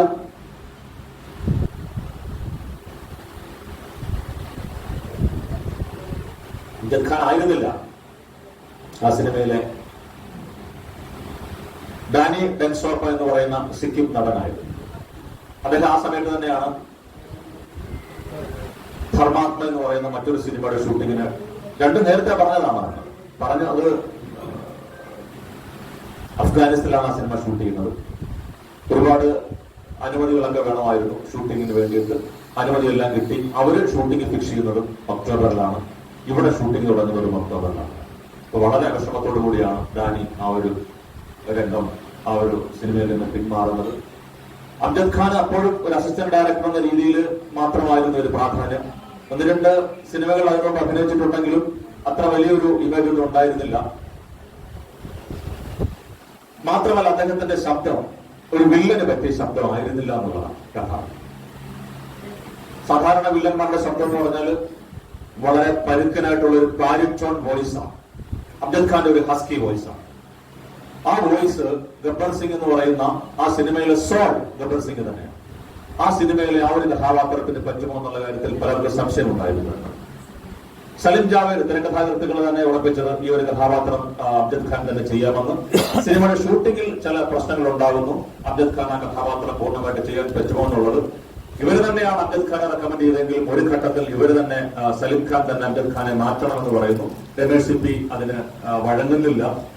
അതോടുകൂടി സലിം ഖാനും അംജദ് ഖാനും തമ്മിലുള്ള ഒരു സൗഹൃദം ഉറങ്ങി. സിനിമയുടെ റിലീസിന് ശേഷം അവർ തമ്മിൽ ഒരു വലിയ ശത്രുതയാകുകയും പിന്നീട് ഒരിക്കലും സലിം ജാവേദിന്റെ ചലച്ചിത്രത്തിൽ അംജദ് ഖാൻ അഭിനയിച്ചിട്ടില്ല. അത് മറ്റൊരു കഥയാണ്, അതിനെപ്പറ്റി നമുക്ക് പിന്നീട് ചർച്ച ചെയ്യാൻ പറ്റും. ഈ കഥാപാത്രത്തിന്റെ ആ ഒരു രൂപഘടനയും അതിന്റെ പശ്ചാത്തലവും എല്ലാം കൂടെ ചേർന്ന് ഈ സിനിമയെ മറ്റൊരു തലത്തിലേക്ക് കൊണ്ടുപോകുന്നുണ്ട്. നായകന്റെ നായകനെ കവിഞ്ഞു നിൽക്കുന്ന ഒരു വില്ലൻ. സലിം ജാവേദ് പറയുന്നുണ്ട് അവരുടെ വില്ലന്മാരില്ല. സൽസ്വഭാവികളെന്ന് ഒരർത്ഥത്തിൽ പറയാം. കാര്യം സ്ത്രീകളോട് അവര് അധികാരത്തിന്റെ സമ്പൂർണമായിട്ടുള്ള ഒരു നിയന്ത്രണം ഉണ്ടെങ്കിലും സ്ത്രീകളെ കൊല്ലുന്നുണ്ട് തന്നെ. അതൊക്കെ അവരുടെ തൊഴിലിന്റെ ഭാഗമായിട്ട് തന്നെയാണെങ്കിലും അല്ലാതെ വേറൊരു രീതിയിലും ഈ അധികാരവും ലൈംഗികതയും തമ്മിൽ എത്രമാത്രം ബന്ധപ്പെട്ട് കിടക്കുമെന്നുള്ളത് സമകാലിക അവസ്ഥയിൽ നമുക്ക് അറിയാവുന്ന ഒരു കാര്യം തന്നെയാണ്. ആ ഘട്ടത്തിലും ഗബ്ബർ സിംഗ് ഒരിക്കലും സ്ത്രീകളെ ബസന്തിയെ അദ്ദേഹം അവിടെ കൊണ്ടുവന്ന് പിടിച്ചുകൊണ്ട് വരുമ്പോഴും ധർമ്മേന്ദ്ര അവതരിപ്പിക്കുന്ന കഥാപാത്രത്തിനോട് സ്നേഹം കൊണ്ട് അയാളെ കീഴടക്കാൻ വേണ്ടി മാത്രമേ അവർ ഉപയോഗിക്കുന്നു, അല്ലാതെ മറ്റൊരു രീതിയിലും അവർ ഉപയോഗിക്കുന്നില്ല. വളരെ കാര്യമായിട്ട് തന്നെ അവർ ഇന്റർവ്യൂവില് സലീം ഖാനും ജാവേദ് അക്തറും പറയുന്നുണ്ട്, അവർ villains, they are not lechers. സ്ത്രീ ലംബടന്മാരായിട്ടുള്ള വിഷയലംബടന്മാരായിട്ടുള്ള വ്യക്തികളൊന്നുമല്ല ഞങ്ങളുടെ വില്ലന്മാർ. ഞങ്ങളുടെ വില്ലന്മാർക്ക് അതിൻ്റെതായിട്ടുള്ള, നമുക്കറിയാം മിസ്റ്റർ ഇന്ത്യയിലെ മുഖപ്പുമൊക്കെ ഉണ്ട്, തൃശ്ശൂരിലെ കഥാപാത്രങ്ങളൊക്കെ ഉണ്ട്. അവരുടേതായിട്ടുള്ള നായകന്മാരെക്കാൾ കവിഞ്ഞു നിൽക്കുന്ന ഒരു കഥാപാത്രമാണ് നിൽക്കുന്നത്. ഇന്ന് നമ്മളിവിടെ ചർച്ച ചെയ്യുന്നത് കൂടുതലായിട്ടും ഗബ്ബർ സിംഗിന്റെ ക്യാരക്ടറെ പറ്റി. ആ സിനിമയിൽ പറയാൻ പ്രധാനമായിട്ടുള്ള ഒരു കഥാപാത്രം അദ്ദേഹം തന്നെയാണ്. ഇതിൽ മറ്റൊരു കഥാപാത്രം നമ്മൾ അധികം ചർച്ച ചെയ്യാതെ പോകുന്നത് AK ഹങ്കൽ എന്ന് പറയുന്ന ഒരു തിയേറ്റർ ആർട്ടിസ്റ്റ് അവതരിപ്പിച്ചിട്ടുള്ള റഹീം ചാദ് ഇമാം സാഹിബ് എന്ന കഥാപാത്രം. സമകാലിക അവസ്ഥയിൽ ഈ വളരെ പ്രാധാന്യമുള്ള ഒരു മുസ്ലിം ക്യാരക്ടറാണ്. സമകാലിക ഇന്ത്യയിൽ ഈ അപരവൽക്കരിക്കപ്പെടുന്ന ഒരു സമൂഹം എന്നുള്ളത് വളരെ പ്രാധാന്യമായിട്ട് ഒരുപാട് ചർച്ച ചെയ്യുന്ന ഒന്നാണ്. ആ ഘട്ടത്തിൽ ബോളിവുഡ് സിനിമയിലും ഇപ്പോൾ നമ്മൾ എടുക്കുമ്പോഴും അതിലെ കഥാപാത്രങ്ങളെയും മറ്റും ഒരുപാട് ചർച്ചകൾ വരുന്നൊരു കാര്യം തന്നെയാണ്. അപ്പൊ ഈ സിനിമയിൽ എങ്ങനെയാണ് ഈ ഒരു കഥാപാത്രത്തെ അവതരിപ്പിച്ചെന്നുള്ളത് വളരെ പ്രധാനമുള്ള കാര്യമാണ്. അധികം ആ കഥാപാത്രത്തിന്റെ പ്രാധാന്യത്തെ പറ്റി എങ്ങും കണ്ടിട്ടില്ല. സഞ്ജീവ് കുമാർ അവതരിപ്പിക്കുന്ന ബൽദേവ് ഠാക്കൂർ, അദ്ദേഹത്തിന്റെ നിയന്ത്രണത്തിലാണ് ഗ്രാമമെങ്കിലും അവിടെ എല്ലാവരും ബഹുമാനിക്കുന്ന ഒരു വ്യക്തിയാണ് ഈ പറയുന്ന ഇമാം സാഹിബ്. അന്ധനാണ് അദ്ദേഹം. പക്ഷെ എല്ലാവരും ഉപദേശങ്ങൾക്ക് പോകുന്നതും എല്ലാവരുടെ എല്ലാ പ്രശ്നങ്ങൾക്കും ഇടപെടുന്നതും ഒക്കെ ഈ പറയുന്ന ഇമാം സാഹിബാണ്. അദ്ദേഹത്തിന്റെ മകൻ അഹമ്മദിന് ഒരു ജോലി കിട്ടി പുറത്തേക്ക് പോകുന്നുണ്ട്. പക്ഷെ ഗബ്ബറിന്റെ ആൾക്കാർ അയാളെ പിടിച്ചു, അയാളെ കൊല്ലുന്നുണ്ട്. തിരിച്ച് അദ്ദേഹത്തിന്റെ ശരീരം ആ കുതിരപ്പുറത്ത് തന്നെ തിരിച്ചു കൊണ്ടുവരികയും ചെയ്യുന്നുണ്ട്. അവിടെ ഇയാളെ കൊല്ലുന്നത് കാണിക്കുന്നില്ല. ഗബ്ബറിന്റെ കയ്യിൽ ഒരു എറുമ്പ് വന്നിങ്ങനെ ഇരിക്കുന്നുണ്ട്. ഒറ്റയടിയാണ്. സജസ്റ്റീവ് നേച്ചർ ഓഫ് കില്ലിംഗ് മാത്രമാണ്. നേരിട്ട് കൊല്ലുന്നതിനേക്കാൾ കൂടുതലാണ്. അടുത്ത ഷോട്ട് കുതിരപ്പുറത്ത് ഈ ശവം ഗ്രാമത്തിലേക്ക് തിരിച്ചു വരുന്നതാണ്. അപ്പോൾ അവിടെ വന്ന് നിൽക്കുമ്പോൾ ഇദ്ദേഹം പറയുന്ന പ്രധാനപ്പെട്ട ഒരു കാര്യമുണ്ട്. എന്റെ മകൻ ഈ ഗ്രാമത്തിന് വേണ്ടി രക്തസാക്ഷിയായതാണ്. ഈ രണ്ട് വ്യക്തികൾ അവിടെ കൊണ്ടുവന്നത് കൊണ്ട് ഗ്രാമീണരെല്ലാവരും ഒരു ഘട്ടത്തിൽ ഈ വീരുവിനും ജയദേവനും എതിരാകുന്നുണ്ട്. ഠാക്കൂറിനോട് പോലും ഇതുവരെ ഞങ്ങളുടെ കുട്ടികളുടെ ജീവനൊന്നും അപകടത്തിൽപ്പെട്ടിട്ടില്ല, ധാന്യം കൊടുത്തു കഴിഞ്ഞാൽ ഗബ്ബർ സിംഗ് വേറെ പ്രശ്നങ്ങളൊന്നും ഉണ്ടാക്കത്തില്ല. പക്ഷേ ഠാക്കൂർ സാഹിബ് അന്ന് ഇവരെ ഇവിടെ കൊണ്ടുവന്നപ്പോഴാണ് ഈ പ്രശ്നമാകുന്നത്. ഇവരെ ആ ശവത്തോടൊപ്പം ഒരു കത്തും കൂടെ കൊടുത്തിട്ടുണ്ട്. ഇവിടെ ഇവർ രണ്ടുപേരും ഇരിക്കുന്നിടത്തോളം കാലം നിങ്ങളുടെ കുട്ടികളുടെ ജീവനും അപകടത്തിലാകുന്നു എന്നുള്ളതാണ്. അങ്ങനെ ഗബ്ബർ സിംഗിന്റെ ഇവര് ശത്രുക്കളായിട്ട് മാറുമ്പോഴാണ് ഇമാം സാഹിബ് പറയുന്നത്, അങ്ങനെയല്ല, നമ്മുടെ ഗ്രാമത്തിന്റെ രക്ഷയ്ക്ക് വേണ്ടി തന്നെയാണ് അദ്ദേഹം ഇവരെ കൊണ്ടുവന്നിട്ടുള്ളത്. എന്റെ മകന്റെ ആയുസ് അത്ര മാത്രമേ ദൈവം നിശ്ചയിച്ചിട്ടുള്ളൂ. ഞാൻ അതിനെ വഴിപ്പെടുകയാണ്. അപ്പോൾ ബാങ്ക് വിളിക്കുന്നുണ്ട്. അദ്ദേഹം നിസ്കരിക്കാനായിട്ട് പള്ളിയിലേക്ക് പോകുന്നു. മനോഹരമായ ഒരു രംഗമാണ്. അവിടെ നമ്മൾ ഈ പറയുന്ന ഒരു ഇന്ത്യൻ സിനിമയിൽ ഇപ്പോൾ വളരെ അധികം വില്ലനസ് നേച്ചറായിട്ട് മാത്രം കാണുന്ന ആ ഒരു കഥാപാത്രത്തെ, ഈ AK ഹങ്കലിന്റെ ആ ഒരു കഥാപാത്രം പല സിനിമയിലും ഇമാം സാഹിബായിട്ടും റഹീം ചാച്ചായിട്ടും ഒക്കെ വരുന്നൊരു കഥാപാത്രം അന്നത്തെ സമൂഹത്തിൽ അടുത്ത മറ്റൊരു കാര്യം തന്നെയാണ്. അത് പ്രധാനമായിട്ടുള്ള വസ്തുതയാണ്. നമ്മൾ പറയുന്ന ഗാന്ധിജിയുടെ ആ ഇന്ത്യയിൽ നെഹ്റുവിന്റെ ഡിസ്കവറി ഓഫ് ഇന്ത്യയിൽ ഗാന്ധിജിയെ പറ്റി പറയുന്ന ഭാഗത്ത് പറഞ്ഞ പ്രധാനപ്പെട്ട ഒരു കാര്യം, ഗാന്ധിജി പറയുന്നത് എന്റെ ഇന്ത്യയിൽ there will be no high class or low class people. In my India all religions live in perfect harmony എന്നുള്ളതാണ്. ആ ഒരു സങ്കല്പം ഈ ചലച്ചിത്രത്തിൽ കൊണ്ടുവരാൻ വളരെയധികം ശ്രമിച്ചിട്ടുണ്ട് യൂണിവേഴ്സിറ്റി സലീം ജാവേദും ഒക്കെ. അതിന്റെ ഉദാഹരണമായിട്ടാണ് ഈ ഒരു കഥാപാത്രം വരുന്നത്. അപ്പൊ അധികാരത്തിന്റെ തീക്ഷ്ണമായിട്ടുള്ള ഒരു ഭാഗം വരുന്നുണ്ട്. മറ്റൊരു നേരത്തെ ഇവിടെ സൂചിപ്പിച്ച അടിയന്തരാവസ്ഥയുടെ ഘട്ടം തന്നെയാണ്. ആ സിനിമ നമ്മൾ ഇന്ന് കാണുന്ന സിനിമയല്ല യഥാർത്ഥത്തിൽ ആ സിനിമയുടെ ഒരു ക്ലൈമാക്സ് എന്ന് പറയുന്നത്. ഇന്നത്തെ ക്ലൈമാക്സിൽ ഗബ്ബർ സിംഗിനെ പരാജയപ്പെടുത്തും. അദ്ദേഹത്തെ കൊല്ലാനായിട്ട് ശ്രമിക്കുമ്പോൾ പോലീസ് വന്ന് അവിടുന്ന് അറസ്റ്റ് ചെയ്തുകൊണ്ട് പോവുകയാണ്. സിനിമയുടെ ഷൂട്ടിംഗ് എല്ലാം കഴിഞ്ഞ് അതിന്റെ ഡബിങ് കഴിഞ്ഞു, മിക്സിംഗ് എല്ലാം കഴിഞ്ഞ് സെൻസർ ബോർഡിലേക്ക് അയക്കുമ്പോഴാണ് അവർ പറയുന്നത് ലാസ്റ്റ് സീൻ മാറ്റിയേ പറ്റത്തുള്ളൂ. കാര്യം നിയമം കയ്യിലെടുക്കാൻ ഒരു സാധാരണ വ്യക്തിക്ക് അവകാശമില്ല. ഒരു സാധാരണ വ്യക്തിയുടെ പൗരാവകാശങ്ങൾ പോലും ലംഘിക്കപ്പെട്ട കാലഘട്ടമാണ്. അന്ന് ഇന്ത്യയുടെ സോളിസിറ്റർ ജനറലിനോട് സുപ്രീം കോടതി ചോദിക്കുന്നു, റൈറ്റ് ടു ലൈഫ് നമ്മുടെ ബേസിക് ഫണ്ടമെന്റൽ റൈറ്റ് ആണ്, ജീവിക്കാനുള്ള അവകാശം. അതിപ്പോൾ പ്രസക്തമാണോ എന്ന് ചോദിക്കുമ്പോൾ അവർ പറയുന്നുണ്ട്, ഇപ്പോഴത്തെ അവസ്ഥയിൽ, രാഷ്ട്രത്തിന്റെ ഇപ്പോഴത്തെ അവസ്ഥയിൽ അതും ഞങ്ങൾക്ക് അംഗീകരിക്കാൻ അല്ലെങ്കിൽ അതും ഗ്യാരണ്ടി ചെയ്യാൻ ഞങ്ങൾക്ക് സാധ്യമല്ല. ഒരു മനുഷ്യന്റെ ജീവന് പോലും വിലയില്ലാത്ത ഘട്ടത്തിൽ നമ്മൾ ആർട്ടിസ്റ്റിക് ഫ്രീഡം അല്ലെങ്കിൽ കലാകാരന്റെ സ്വാതന്ത്ര്യം എന്ന് പറഞ്ഞുകൊണ്ട് ചെന്നാൽ എങ്ങനെയായിരിക്കും? വളരെ വലിയ പ്രശ്നമായി പറഞ്ഞ ക്ലൈമാക്സ് റീഷൂട്ട് ചെയ്ത് വരുന്നത്. ഇത് ലണ്ടനിൽ ഇവിടെയായിട്ടാണ് ഇതിന്റെ മിക്സിംഗ് നടക്കുന്നത്. അന്നൊരു 6 ട്രാക്ക് സ്റ്റീരിയോഫോണിക് സൗണ്ട് സിസ്റ്റം റെക്കോർഡ് ചെയ്യാൻ ഇന്ത്യയിൽ സ്റ്റുഡിയോ ഇല്ല. ലണ്ടനിലെ ട്വിക്കൻഹാം സ്റ്റുഡിയോയിലാണ് ഇതെല്ലാം മിക്സിംഗ് നടത്തുന്നത്. അതിന്റെ അവസാന ഘട്ടത്തിലാണ്, ജൂലൈയിലാണ് അവരിത് പറയുന്നത്. ഓഗസ്റ്റ് 15 ഈ സിനിമയുടെ റിലീസിംഗ് വെച്ചിരിക്കുകയാണ്. വീണ്ടും ആ സിനിമ, അപ്പോൾ അച്ഛനും മകനും തമ്മിൽ വലിയ സംഘർഷമായി. GP രമേഷ് സിപ്പി പറഞ്ഞത്, എന്റെ സിനിമയിൽ ഒരു കാരണവശാലും ഞാനത് മാറ്റാൻ സമ്മതിക്കില്ല എന്ന് പറഞ്ഞു. അദ്ദേഹം നല്ലൊരു ബിസിനസ്സുകാരനായിരുന്നു. വിഭജന കാലത്ത് ഒന്നുമില്ലാതെ ഇന്ത്യയിലേക്ക് എത്തിയിട്ടുള്ള ഇട്ടിരിക്കുന്ന ഷർട്ട് മാത്രമായിട്ട് വന്നൊരു വ്യക്തിയായിരുന്നു ആ രമേഷ് സിപ്പിയുടെ അച്ഛൻ GP സിപ്പി. അദ്ദേഹത്തിന് അറിയാമായിരുന്നു എന്താണ് ബിസിനസ് എന്നും എന്താണ് കലയെന്നും. അദ്ദേഹം പറഞ്ഞു, നമുക്കിത് ചെയ്തേ പറ്റും, അവസ്ഥ അങ്ങനെ തന്നെയാണ്. അങ്ങനെ ആ സിനിമയുടെ ഒറിജിനൽ ക്ലൈമാക്സ് നിങ്ങൾ യൂട്യൂബിൽ ഇപ്പോൾ അത് കാണാം. അതാണ് ഞാൻ ചെറിയാൻ സാറിനോട് പറഞ്ഞത്. ആ സിനിമയുടെ ഒറിജിനൽ ഡയറക്ടേഴ്സ് കട്ട് 70mm സ്റ്റീരിയോഫോണിക്കൽ നമുക്ക് രാഗം തിയേറ്ററിൽ കാണാൻ ഒരു അവസരം ഇന്നിപ്പോ അദ്ദേഹം വിചാരിച്ചാൽ മാത്രമേ അത് സാധ്യമാകുന്നുള്ളൂ. അത് ലഭ്യമാകും, അടുത്ത ചലച്ചിത്രോത്സവത്തിൽ അത് ലഭ്യമാകും ഞാൻ പ്രതീക്ഷിക്കുകയാണ്. അങ്ങനെ ആ സിനിമ റീഷൂട്ട് ചെയ്യുകയാണ്. ആ സിനിമയുടെ ഒറിജിനൽ ക്ലൈമാക്സ് സഞ്ജീവ് കുമാർ, വീരു മരിക്കുന്നു, ജയ് മരിക്കുന്നു, വീരു ഗബ്ബർ സിംഗിനെ കൊല്ലാനായിട്ട് വന്നു. സംഘടന അത് കഴിഞ്ഞ് കൊല്ലാനായിട്ട് വരുമ്പോഴാണ് സഞ്ജീവ് കുമാർ പറയുന്നത്, നമ്മൾ തമ്മിൽ ഒരു കരാറുണ്ടായി, ഇയാളെ എനിക്ക് ജീവനോടെ വേണം. അങ്ങനെ അയാളെ വിട്ടു കൊടുത്തിട്ട് ധർമ്മേന്ദ്രനോട് പോവുകയാണ്. ഇദ്ദേഹത്തെ 2 കൈയില്ലാത്ത ആ ഒരു മനുഷ്യൻ ഗംഭീരമായ ഒരു ആക്ഷൻ സീക്വൻസിൽ ഇദ്ദേഹത്തെ കൊല്ലാനായിട്ട് ഇരുന്നു. അവസാനം ഇദ്ദേഹത്തെ തന്റെ കൈ രണ്ടും വെട്ടിയ അതേ തൊഴിൽ തന്നെ പിടിച്ച് ഇദ്ദേഹത്തെ കൊല്ലുകയാണ്. എന്നിട്ട് മാറിയിരുന്ന് കരയുന്നുണ്ട്. കരഞ്ഞ് ധർമ്മേന്ദ്രയുടെ തോളിലേക്ക് ചായുന്ന ആ ഒരു സീനിലാണ് യഥാർത്ഥ സീക്വൻസ് അവസാനിക്കുന്നത്. ഇപ്പൊ പ്രതികാരം അത് എത്രമാത്രം പ്രസക്തമാണോ എന്ന് പറയുന്നത്. 18 അക്ഷോഹിണികളുടെ നിറഞ്ഞൊരു മഹായുദ്ധത്തിന് ശേഷവും എന്ത് നേടി എന്നുള്ളൊരു ചോദ്യം നമ്മുടെ സംസ്കാരത്തിന്റെ ഭാഗമായിട്ടുണ്ട്. ആ ഒരു ചോദ്യം തന്നെയാണ് സഞ്ജീവ് കുമാറിന്റെ ആ ഒരു ഠാക്കൂർ ബൽദേവ് സിംഗിന്റെ ആ ഒരു കരച്ചില്ലുമുള്ളത്. അദ്ദേഹം കരയുന്നത് കുറ്റബോധം കൊണ്ടാണോ അല്ലെങ്കിൽ പ്രതികാരം നേടിയതിന്റെ ആ ഒരു വലിയ വിജയമൊന്നും ഇല്ലാതെ ഒരു നിസ്സഹായനായ ഒരു മനുഷ്യന്റെ ആ ഒരു കരച്ചിലാണ്. ആ സിനിമയിൽ ഏറ്റവും ഈ ക്യാരക്ടറിനെ ബിൽഡ് ചെയ്തുകൊണ്ട് വന്ന് അതിന്റെ അനുയോജ്യമായ ഒരു ക്ലൈമാക്സ്, അതാണ് അധികാരത്തിന്റെ കത്രികൾ മുറിച്ചു മാറ്റിയത്. അധികാരം അങ്ങനെയാണ് എല്ലായ്പ്പോഴും. അത് മാത്രമല്ല, ഈ സിനിമയുടെ 70mm പ്രിന്റ് ലണ്ടനിൽ നിന്ന് കൊണ്ടുവരുന്ന സമയത്ത് അന്നത്തെ വിദേശ ധനകാര്യ വകുപ്പിൽ നിന്നുള്ള ഉദ്യോഗസ്ഥർ എന്തോ അതത്രയ്ക്ക് അങ്ങോട്ട് ഇഷ്ടപ്പെട്ടില്ല. അതുകൊണ്ട് ആ ചിത്രത്തിന്റെ പ്രിന്റ് അവിടെ പിടിച്ചു വെക്കുകയാണ്. ഓഗസ്റ്റ് 14 ബോംബെയിലെ മിനർവ തിയേറ്ററിലാണ് ഇതിന്റെ പ്രീമിയർ 70mm സ്റ്റീരിയോഫോണിക് പ്രീമിയർ വെച്ചിരിക്കുന്നത്. അന്നും ആ പ്രിന്റ് വിൽക്കുന്നില്ല. അടിയന്തരാവസ്ഥയുടെ സമയമാണ്. അപ്പോൾ ഇവർ അദ്ദേഹത്തെ കോണ്ടാക്ട് ചെയ്യുന്നു. ഒരു ഉയർന്ന മീറ്റിംഗ് നടക്കുന്നു. അദ്ദേഹം അന്നത്തെ വാർത്താവിനിമയ മന്ത്രി VC ശുക്ലയെ വിളിക്കുന്നു. ശുക്ല ഫോൺ ചെയ്യുമ്പോൾ, എന്താണ് നിങ്ങൾ ആ ഫിലിം പ്രിന്റ് വെച്ച് എത്രയും പെട്ടെന്ന് കൊടുക്കുക. അങ്ങനെ അത്രയും പിടിപാടുണ്ടെന്ന് അറിഞ്ഞിട്ടും ആ ഉദ്യോഗസ്ഥൻ ഒരു 3-4 മണിക്കൂർ കൂടി ആ സിനിമ അവിടെ പിടിച്ചു വെച്ചു. അങ്ങനെ ക്ഷണിക്കപ്പെട്ട അതിഥിയിൽ മുൻപിൽ ഇവർ കാണിച്ചത് വെറും 35mm പ്രിന്റ് മാത്രമായി. ആ സിനിമ എത്തിയപ്പോൾ രാത്രി 1 മണി. 1 മണി സിനിമ തുടങ്ങി. 3.25 മണിക്കൂർ സിനിമയാണ്. അതിന്റെ ഇടയിൽ അവർക്ക് ആവശ്യത്തിനുള്ള മദ്യപാന എല്ലാ കാര്യങ്ങളും കൊടുത്ത് ഒരു വിധത്തിലൊക്കെയാണ് സിനിമ കണ്ട് പുറത്തിറങ്ങിയത്. സിനിമ റിലീസ് ചെയ്ത് കഴിഞ്ഞതിന് ശേഷവും അവർ ഉദ്ദേശിച്ച ആ ഒരു ഇമ്പാക്ട് അങ്ങോട്ട് വരുന്നില്ല.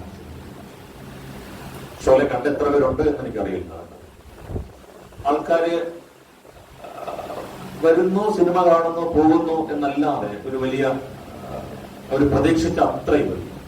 കാര്യം സിനിമയുടെ അന്നത്തെ നിർമ്മാണ ചെലവ് 3 കോടി രൂപയാണ്. ധർമ്മേന്ദ്രയ്ക്ക് 1.5 ലക്ഷം രൂപ, സഞ്ജീവ് കുമാറിന് 1.25 ലക്ഷം രൂപ, അമിതാഭ് ബച്ചന് 1 ലക്ഷം രൂപ, ഹേമമാലിനിക്ക് 75,000, ജയ ഭാദുരിക്ക് 35,000. ഇതായിരുന്നു അന്നത്തെ അവരുടെ സാലറി. പ്രൊഡക്ഷൻ കോസ്റ്റ് 3 കോടി രൂപയാണ്. സിനിമ വന്ന് കണ്ടവരൊക്കെ മൂന്നാമത്തെ സിനിമ മാത്രം സംവിധാനം ചെയ്യുന്ന ഒരു ചെറുപ്പക്കാരൻ ഇത്രയ്ക്ക് അങ്ങോട്ട് വളരുന്നത് ആർക്കും അങ്ങനെ ഇഷ്ടമുള്ള കാര്യമല്ല. സിനിമ നിരൂപകരൊക്കെ എഴുതി ഇത് ഇന്ത്യക്ക് പറ്റിയ സിനിമയൊന്നുമല്ല, ഇത് പരാജയപ്പെട്ടു പോകത്തേ ഉള്ളൂ. ഷോല എന്ന് പറഞ്ഞാൽ തീനാളങ്ങൾ ഒക്കെയാണ്, അത് തീനാളം കെട്ടുപോയെന്ന് പറഞ്ഞാൽ അവർക്ക് പറ്റുന്ന ഭാഷയിലൊക്കെ വളരെ രൂക്ഷമായ രീതിയിൽ എന്നെ വിമർശിച്ചു. അഡ്വാൻസ് ബുക്കിംഗ് പ്രതീക്ഷയോടെ വരുന്നില്ല. ആദ്യമായിട്ട് ബോംബെ പ്രവിശ്യയിൽ 40 തിയേറ്ററിലാണ് അത് റിലീസ് ചെയ്തത്. അപ്പോൾ ചർച്ചകൾ ഹൈ ലെവൽ വരുന്നുണ്ട്. ഈ സിനിമ എന്തുകൊണ്ട് ഉദ്ദേശ രീതിയിലേക്ക് പോകുന്നില്ല? ആദ്യത്തെ ആഴ്ച കഴിഞ്ഞതൊക്കെയും ഉദ്ദേശ രീതിയിലേക്കൊന്നും സിനിമ ആൾക്കാർ വരുന്നില്ല. അതിന്റെ മ്യൂസിക് പോളിഡോർ കമ്പനിക്കാണ് വിറ്റത്. അവരും വളരെയധികം ഡിസ്കുകളൊക്കെ, അന്ന് വലിയ ഡിസ്കാണ്, അതിറക്കി കാസറ്റ് വിറ്റ് പോകുന്നില്ല. എല്ലാവരുടെയും ഒരു തടുത്ത പ്രകൃതം മാത്രമാണ്. ഇന്ത്യൻ സിനിമയെ മാറ്റിമറിക്കുന്നു എന്നുള്ള ഒരു വലിയ താല്പര്യത്തോടുകൂടി വന്ന ചലച്ചിത്രമായിരുന്നെങ്കിലും ജനങ്ങൾക്ക് അങ്ങോട്ട് തിയേറ്റർ ഏകദേശമൊക്കെ ഫുള്ളാണ്. ചിലപ്പോഴൊക്കെ ഹോസ്റ്റൽ ബോർഡ് വെക്കുകയും ചെയ്യുന്നുണ്ട്. പക്ഷെ ഒരു സ്ഥലത്തുനിന്നും വേണ്ട രീതിയിലേക്ക് അത് കിട്ടുന്നില്ല. ആ സമയത്ത് സിനിമ റിലീസായ സമയത്ത് കാശ്മീരിലെ സിൽസിലയുടെ ഷൂട്ടിംഗ് നടക്കുകയാണ്. അമിതാഭ് ബച്ചനും ശശി കപൂറൊക്കെ ഉണ്ട്. ബച്ചൻ ശശി കപൂറിനോട് പറയുന്ന ഈ സിനിമയായിരുന്നു എന്റെ ഒരു പ്രതീക്ഷ, അതും പോയി. അംജദ് ഖാൻ ആയിരുന്നു ഏറ്റവും വലിയൊരു ആ സിനിമയിൽ ഇൻട്രോഡ്യൂസിങ് അംജദ് ഖാൻ തന്നെയാണ്. സിനിമയുടെ ചിത്രീകരണ സമയത്തും ഡബിംഗ് സമയത്തും ഒക്കെ വലിയ പ്രശ്നങ്ങളൊക്കെ ഉണ്ടായി. അതും തിരക്കഥാകൃത്തും അംജദ് ഖാനും തമ്മിലൊക്കെ. അപ്പോൾ അദ്ദേഹം പറഞ്ഞു, ഇല്ല, ഇത് അസ്രാണി ആ സിനിമയിലെ ജയിലവേഷം ചെയ്ത അസ്രാണി അദ്ദേഹത്തെ കാണാൻ പോകുമ്പോൾ പറഞ്ഞു, this was my last bus but I miss it ആണ്. സിനിമ ഒന്നും അങ്ങോട്ട് ക്ലിക്ക് ആകുന്നില്ല. അപ്പൊ അവരിത് റീഷൂട്ട് ചെയ്യാനായിട്ട് ഒരു ആലോചന വന്നിട്ടുണ്ട്. പക്ഷെ അമിതാഭ് ബച്ചൻ അപ്പോഴത്തേക്ക് സൂപ്പർ സ്റ്റാർ ആയി മാറി. ആ സിനിമയിൽ അഭിനയിക്കുന്ന സമയത്ത് അദ്ദേഹം സൂപ്പർ സ്റ്റാർ ആയിരുന്നില്ല. പിന്നെ സഞ്ജീർ സിനിമ വരുന്നുണ്ട്, ദീവാർ വരുന്നുണ്ട്. അമിതാഭ് ബച്ചൻ ഈ ക്ഷോഭിക്കുന്ന യൗവനത്തിന്റെ പ്രതീകമായിട്ട് മാറി, ഒരു വലിയ പ്രതീകമായിട്ട് മാറുന്നുണ്ട്. അങ്ങനെ ഒരു വലിയ സ്റ്റാറിനെ കൊന്നത് ശരിയായില്ല, അമിതാഭ് ബച്ചനെ ജീവിപ്പിക്കണമെന്ന് പറഞ്ഞുകൊണ്ട് ഒരു ഘട്ടം വരുന്നുണ്ട്. സലിം ജാവേദ് പറഞ്ഞ സിനിമയെ തൊട്ടുപോകരുത്. ഇതാണ് ആ സിനിമ. അതിൽ നിങ്ങൾ യാതൊരു വിധത്തിലുള്ള it will become a hit, no doubt. അവര് ഒരു തരത്തിൽ അങ്ങോട്ട് പോകുന്നില്ല, ഇത് വിൽക്കുന്നില്ല. പോളിഡോർ കമ്പനിയുടെ ആൾക്കാരൊക്കെ, സെയിൽസ് മാനേജർമാരൊക്കെ ഈ സിനിമയിലേക്ക് കാണുമ്പോഴത്തേക്ക് അവര് എന്താണ് സംഭവം എന്നറിയുന്നില്ല. അങ്ങനെ അവര് ഒന്നാമത്, രണ്ടാമത്, മൂന്നാമതൊക്കെ തിയേറ്ററിൽ കയറുമ്പോ ബോംബെ വേർലിയിലുള്ള ഒരു തിയേറ്ററിന്റെ മാനേജർ രമേശത്തെ കുറിച്ച് പറയുന്നുണ്ട്, നിങ്ങളുടെ സിനിമ വളരെ വലിയ ഹിറ്റാണ്. എന്താ കാര്യം? ഇന്റർവെൽ സമയത്ത് എന്റെ സ്നാക്സ് വിൽക്കപ്പെടുന്നില്ല. കൊക്കക്കോളയും സമോസയും എല്ലാം അതുപോലെ നിർത്തിക്കണം. ആൾക്കാർ തിയേറ്ററിൽ നിന്ന് പുറത്തേക്ക് ഇറങ്ങുന്നില്ല. ഇപ്പോഴാണ് രമേശ് മനസ്സിലായത്. അപ്പോൾ ഇവിടെ കയറിയ ആൾക്കാർ, പോളിഡോർ കമ്പനിയുടെ സെയിൽസ് മാനേജർമാർ പറഞ്ഞൊരു കാര്യം, പാട്ടുകൾക്കല്ല ജനങ്ങൾ പ്രാധാന്യം കൊടുക്കുന്നത്, അതിലെ ഡയലോഗ്സിനാണ്. അതിൽ ഓരോ ഡയലോഗ് വരുമ്പോൾ ജനങ്ങൾ, ഇറ്റ് വാസ് ലൈക്ക് നമ്മൾ ഒരു കരോക്കെ പാട്ട് പാടുന്നത് പോലെ തന്നെയാണ്. അതിൽ ഓരോ ഡയലോഗും ജനങ്ങൾ ആവർത്തിച്ച് പറയുകയാണ്. പ്രത്യേകിച്ച് ഗബ്ബർ സിംഗിന്റെ ഡയലോഗുകളാണ്. അപ്പോഴേക്കും പിന്നെ രംഗം മാറുന്നുണ്ട്. കമ്പനി പാട്ടിനോടൊപ്പം ഇതിന്റെ 58 മിനിറ്റ് ദൈർഘ്യമുള്ള ഡയലോഗുകൾ ചേർത്ത് വെച്ചിട്ടുള്ള പുതിയൊരു ഡിസ്ക് ഇറക്കുകയും ചെയ്യുന്നുണ്ട്. അങ്ങനെ അത് ഹിറ്റായി മാറുകയും ചെയ്യുന്നു. അതിനൊരു വലിയ ഉദാഹരണം അംജദ് ഖാൻ പിൽക്കാലം ഓർമ്മിച്ച് പറയുന്നത് എങ്ങനെയാണ്. ഈ സിനിമയൊക്കെ ഇറങ്ങി വളരെ നാളുകൾക്ക് ശേഷം, മാസങ്ങൾക്ക് ശേഷം ഗുജറാത്തിൽ ഒരു സ്റ്റുഡിയോ ഉദ്ഘാടനം ചെയ്യാനായിട്ട് പോകണം. അംജദ് ഖാൻ ആൻഡ് ഫാമിലി, അദ്ദേഹത്തിന്റെ കൂടെ അസ്രാണിയോട് അവർ ഫ്ലൈറ്റ് ഇറങ്ങി അവിടുന്ന് ഒരു 40 കിലോമീറ്റർ പോകണം ഈ സ്റ്റുഡിയോയിലേക്ക്. പോകുന്ന വഴിക്ക് അംജദ് ഖാന്റെ മകൻ, കൊച്ചുകുട്ടിയാണ്, വിശക്കുന്നുണ്ട്. ഒരു കടയിൽ കയറി അവര് എന്തോ ഭക്ഷണം കഴിക്കാനായിട്ട്. നമ്മൾ ഈ വൈൽഡ് വെസ്റ്റേൺ സിനിമയെ കാണുന്നത് പോലെ നോക്കത്താ ദൂരത്തുള്ള എങ്ങുമില്ല. ഒരു ഗ്രാമത്തിലൂടെ ഒറ്റപ്പെട്ട പ്രദേശത്തൂടെ പോകുന്ന ഒരു മൺ റോഡ് മാത്രമാണ്. അവിടെയുള്ള ഒരു ചെറിയ ചായക്കട പോലെ, ചായക്കട എന്ന് പറയാൻ വേണ്ടിയില്ല, കുറെ ബിസ്ക്കറ്റും അതൊക്കെ വിൽക്കുന്നവര്. അംജദ് ഖാൻ കടയിലേക്ക് കയറുമ്പോൾ അദ്ദേഹം കേൾക്കുന്ന ശബ്ദം എന്ന് പറയുമ്പോൾ അവിടുത്തെ ബോക്സിൽ നിന്ന് വരുന്ന കിത്തനെ ആത്മീയത്തെ കാലിക എന്നുള്ളതാണ്. അദ്ദേഹം ഞെട്ടിപ്പോയി. അസ്രാണി നോക്കുമ്പോൾ പറഞ്ഞത്, യു ഡിഡ് മിസ് ദാറ്റ്. ആ കടക്കാൻ അറിഞ്ഞുകൂടാ ഈ സിനിമയിൽ അഭിനയിച്ച ആ ശബ്ദത്തിന്റെ ഉടമയാണ് തന്റെ കടയിൽ വന്നിരിക്കുന്നത്. കാര്യം സിനിമ അവിടെ എത്തിയിട്ടില്ല. അത്രയും പ്രാധാന്യത്തോടു കൂടി തന്നെ ആ സംഭാഷണം എല്ലാം കേട്ട് അംജദ് ഖാൻ അവിടെ ആ കസേര, ഇരിക്കാൻ കസേര പോലുമില്ല, ആ നിലത്തിരുന്ന് കരഞ്ഞു എന്നാണ് പറയുന്നത്. ആ സിനിമയോട് കൂടി തന്നെ ആ കഥാപാത്രത്തിന്റെ രംഗമെല്ലാം മാറി, ഡയമെൻഷൻസ് എല്ലാം മാറി. പിന്നീട് അദ്ദേഹം കോട്ട് ചെയ്ത് അടുത്ത സിനിമയ്ക്ക് 11 ലക്ഷം രൂപയാണ്. അത് മാത്രമല്ല, ഒരിക്കലും സ്റ്റുഡിയോയിലേക്ക് പോകുമ്പോൾ എതിരെ ഈ സിനിമയിൽ ഗബ്ബർ സിംഗായിട്ട് അഭിനയിക്കേണ്ട ഡാനി ഡെൻസോങ്പ വരുന്നുണ്ട്. അദ്ദേഹം കാറ് കൈ കാണിച്ച് നിർത്തി, നിർത്തിയിട്ട് പറഞ്ഞു എനിക്ക് ആ സിനിമയിൽ അഭിനയിക്കാൻ പറ്റിയില്ല, ബട്ട് യു ഡിഡ് വെൽ. അടുത്ത സിനിമ തൊട്ട് അതുവരെ 5 ലക്ഷം രൂപ വഹിച്ചിരുന്ന ഡാനിയും അടുത്ത സിനിമ തൊട്ട് 10 ലക്ഷം രൂപയ്ക്ക് മാറ്റി. അപ്പോൾ ആ സിനിമയിൽ അഭിനയിച്ചില്ല എങ്കിലും അദ്ദേഹത്തിന്റെ ജീവിതത്തിലും അതൊരു വലിയ മാറ്റം ഉണ്ടാക്കിയിട്ടുണ്ട്. അങ്ങനെ സിനിമയുടെ വലിയ ഗംഭീരമായിട്ടുള്ള മാറ്റങ്ങളാണ്. ആ സിനിമയുടെ പശ്ചാത്തല സംഗീതത്തിൽ ഏറ്റവും പ്രധാനപ്പെട്ട ഒന്നെന്ന് പറയുമ്പോൾ ഈ അമിതാഭ് ബച്ചന്റെ ഒരു ഹാർമോണിക് ഒരു രംഗമുണ്ട്, മൗത്തോർഗൻ വായിക്കുന്ന രംഗമുണ്ട്. ഠാക്കൂറിന്റെ വീടിന്റെ മട്ടുപ്പാവിൽ രാധ, അദ്ദേഹത്തിന്റെ മകന്റെ ഭാര്യ, ഇപ്പോൾ വിധവയാണ്, വെള്ള വസ്ത്രം ധരിച്ച് ഓരോ റാന്തലും എടുത്തപ്പോൾ അവിടെ മാറിയിരുന്ന അദ്ദേഹം ജയ്ദേവ് ഒരു ട്യൂൺ വായിക്കുന്നുണ്ട്. ഭാനു ഗുപ്ത എന്ന് പറയുന്ന ഒരു ആർട്ടിസ്റ്റാണ് അത് വായിച്ചത്. പിൽക്കാലം ഒരു ഇന്റർവ്യൂവിൽ, ഒരു ലേഖനത്തിൽ രവി മേനോൻ പറയുന്നുണ്ട് എന്നത്, ബോംബെയിലെ തിരക്ക് പിടിച്ച ട്രാഫിക്കിൽ ഈ ഭാനു ഗുപ്ത സ്റ്റുഡിയോയിൽ റെക്കോർഡിങ്ങിന് വേണ്ടി പോവുകയാണ്. ട്രാഫിക് പോലീസുകാരൻ ചാടി വീണു. ഓവർ സ്പീഡിന് വേണ്ടി പെറ്റിയടിച്ച് വണ്ടി ഒതുക്കിയിട്ടില്ല. അദ്ദേഹം പറഞ്ഞു, ഞാനൊരു സിനിമയിലെ റെക്കോർഡിങ്ങിന് വേണ്ടി പോവുകയാണ്, എനിക്ക് പെട്ടെന്ന് പോകേണ്ടത് കൊണ്ടാണ് ഞാൻ ഇത്ര വേഗത്തിൽ വന്നത്. നിങ്ങൾ സിനിമയുടെ പിന്നണിയിലൊക്കെ വായിച്ചിട്ടുണ്ട് എന്ന് പറഞ്ഞു. എന്നാൽ നിങ്ങളൊരു ട്യൂൺ വായിക്കുന്നു പറഞ്ഞു. അദ്ദേഹം ഇറങ്ങി കാറിന്റെ ഗുണത്തിൽ ചാരി മൗത്തോർഗനെടുത്ത് എന്ത് വായിക്കണം എന്ന് ഓർമ്മ. ഒരുപാട് സിനിമയിലും മഹാരഥന്മാരെ ഒരുപാട് സംഗീത സംവിധായകരോടൊപ്പം ജോലി ചെയ്ത് അദ്ദേഹത്തിന്റെ മനസ്സിൽ അപ്പോൾ ഓർമ്മ വന്നത് ഷോലയിലെ അനശ്വരമായ ഒരു ട്യൂണായിരുന്നു. ആ ഉച്ച വെയിലിൽ, കത്തുന്ന വെയിലിൽ അത് കേൾക്കാൻ ആയിരങ്ങളോ പതിനായിരങ്ങളോ ഒന്നും ഉണ്ടായിരുന്നില്ല. ആ ട്രാഫിക് പോലീസുകാരൻ മാത്രമേ ഉണ്ടായിരുന്നുള്ളൂ. ആ ട്രാഫിക് പോലീസുകാരുടെ മുമ്പിൽ അദ്ദേഹം ആ ട്യൂൺ വായിക്കുകയാണ്. അദ്ദേഹം പറയുന്നത്, എന്റെ ജീവിതത്തിൽ എനിക്ക് കിട്ടിയ ഏറ്റവും വലിയ അംഗീകാരം എന്ന് പറയുന്നത് ആ ഒരു രംഗം മാത്രമായിരുന്നു. അതിനപ്പുറത്തേക്ക് എങ്ങനെയാണ് ആ ഒരു രംഗം, ആ രംഗം ഷൂട്ട് ചെയ്യുക? 1 മിനിറ്റ് നേരത്തെ ഉള്ളൂ ആ ഒരു രംഗത്തിന്. 20 ദിവസം എടുത്തത് ഷൂട്ട് ചെയ്യാൻ. ഇപ്പൊ സിനിമാ സംവിധായകന്മാരായിട്ടുള്ള ആൾക്കാർക്കൊക്കെ അറിയാം, ഈ ഗോൾഡൻ അവർ എന്ന് പറയുന്ന ഒരു സൂര്യാസ്തമയത്തിന് തൊട്ട് മുമ്പുള്ള ആ ഒരു ലൈറ്റിംഗ് പാറ്റേൺ ഉണ്ട്. കുറച്ച് സമയം ഉണ്ടാവുള്ളൂ. ഉച്ച തൊട്ടാണ് അവർ ആ ഷൂട്ട് എടുക്കുന്നത്. ഈ വിളക്കണയ്ക്കുന്ന അതിനുവേണ്ടിയുള്ള തയ്യാറെടുപ്പുകൾ, കാര്യങ്ങളും ഒക്കെ, റിഫ്ലക്ടർ തയ്യാറാക്കണം, ക്യാമറ ആംഗിൾ വേണം, എല്ലാ കാര്യങ്ങളും വേണം, അതെല്ലാം വേണം. ഓരോ ദിവസവും ചിലപ്പോൾ 1 ടേക്ക് അല്ലെങ്കിൽ 2 ടേക്ക്, ഏറിയാൽ വീക്കെൻ പറയുന്നത് പോലെ ഒരു 3 ടേക്ക് വേണം. അങ്ങനെ 20 ദിവസം കൊണ്ടാണ്. ഒറ്റ ദിവസം കൊണ്ട് വേണമെങ്കിൽ നിങ്ങൾക്ക് തീർക്കാമെന്ന് ആ ഒരു രംഗം എടുത്തത് 20 ദിവസം. അത്രയും പെർഫെക്ഷനിസ്റ്റാണ് രമേഷ് സിപ്പി. ഇന്ന സിനിമ കാണുമ്പോഴും നമുക്കറിയാം എത്രമാത്രം പ്രാധാന്യമുള്ളതാണ് ആ ഒരു രംഗം എന്നുള്ളതിനെ പറ്റി. എല്ലാം ഒരു ലിറിക്കൽ ക്വാളിറ്റിയാണ്, കാവ്യാത്മകമായ ഗുണമാണ്. ഓരോ രംഗവും നമ്മൾ കാണുമ്പോൾ ഒന്നിന് പിറകെ വരുന്ന ആ ഓരോ രംഗങ്ങളിലും, ദൈർഘ്യമേറിയ രംഗങ്ങളായാലും ചെറിയ രംഗങ്ങളായി കഴിഞ്ഞാലും ഒക്കെ പലതും വിദേശ സിനിമകളുടെ ഫ്രെയിം ബൈ ഫ്രെയിം കോപ്പിയാണെന്ന് പറയാമെങ്കിലും അതിനൊരു ഇന്ത്യൻ ടച്ചുണ്ട്, അതൊരു മാനുഷികമായിട്ടുള്ള ഒരു തലമുണ്ട്. ഇതിൽ ഈ പ്രധാനമായിട്ടുള്ള മറ്റൊരു കാര്യം എന്ന് പറഞ്ഞു കഴിഞ്ഞാൽ മെയിൽ ബോണ്ടിങ്, പുരുഷ സൗഹൃദത്തെ ഇത്രയും ആഘോഷിച്ച മറ്റൊരു സിനിമയാണ്. ഈ സുഹൃത്തുക്കൾ എന്ന് പറയുമ്പോൾ ഞാൻ നിന്റെ ആത്മാവാണ്, നിനക്ക് വേണ്ടി ഞാൻ മരിക്കും, അങ്ങനെ പറയുന്ന കാര്യങ്ങളൊന്നുമില്ല. ഇവർ രണ്ടുപേരും എപ്പോഴും പരസ്പരം ഭാരവപ്പാണ്. ഒരാൾക്ക് മറ്റൊരാൾ എത്രമാത്രം ഭാരവം, പ്രത്യേകിച്ച് ഈ പ്രണയ രംഗങ്ങളിലൊക്കെയാണ്. അതിൽ ഈ ഹേമമാലിനിയെ ഈ മാനാവർഗം പഠിപ്പിക്കുന്ന ഒരു രംഗം ഉണ്ടായിരുന്നു. ധർമ്മേന്ദ്ര കണ്ടിട്ടുള്ളവർക്ക് അറിയാൻ തന്നെയാണ്, രംഗങ്ങളൊക്കെ തന്നെയുണ്ട്. അവിടെയും അവസാനം അമിതാഭ് ബച്ചൻ അതെടുത്തിട്ടാണ് അത് ചെയ്യുന്നത്.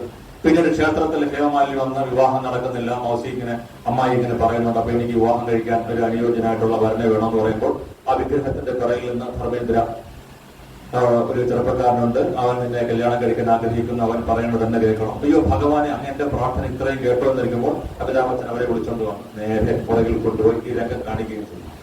ഇതിലും മനോഹരമായ മറ്റൊരു രംഗമാണ് ഈ കല്യാണം ആലമ്പ ധർമ്മേന്ദ്ര പറയുന്ന നീ എന്ത് സുഹൃത്താണ്, എനിക്ക് വേണ്ടി കല്യാണം ആലോചിക്കാനായിട്ട് മോശി എടുത്ത് പോയി പറയണോ. അത് യഥാർത്ഥത്തിൽ നടന്ന സംഭവമാണ്. ആ ഡയലോഗുകളൊക്കെ നടന്നതാണ്. സലീം ജാവേദ് കൂട്ടുകെട്ടതില് സീത ഓർ ഗീത സിനിമയുടെ സമയത്ത് ജാവേദ് അക്തറിന് അന്നത്തെ നടിയായിട്ടുള്ള ഹീര ഇറാനിയുമായിട്ട് പ്രണയമാണ്. അപ്പൊ അവരുടെ അമ്മ കൂടെ ഉണ്ട്.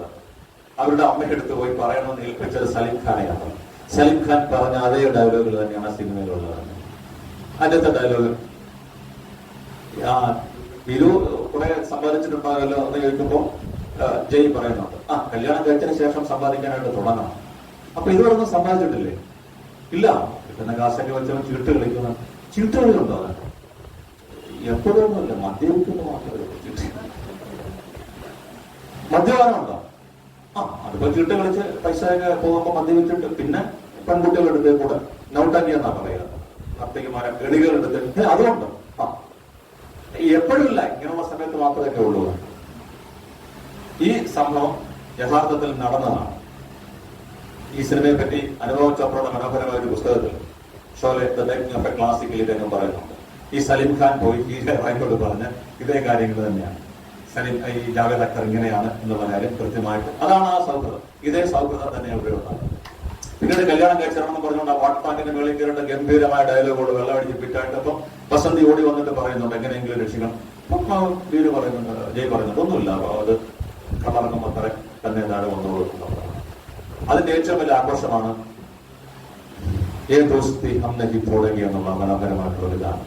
ലോക ചരിത്രത്തില് ഈ പുരുഷ സൗഹൃദത്തെ ഇത്രയധികം ആഘോഷിച്ച ഒരു ഗാനം വേറെ ഒന്നുമില്ല. അത് 2 വേർഷനുണ്ട്. ഒരു ഹാപ്പി വേർഷനുണ്ട്.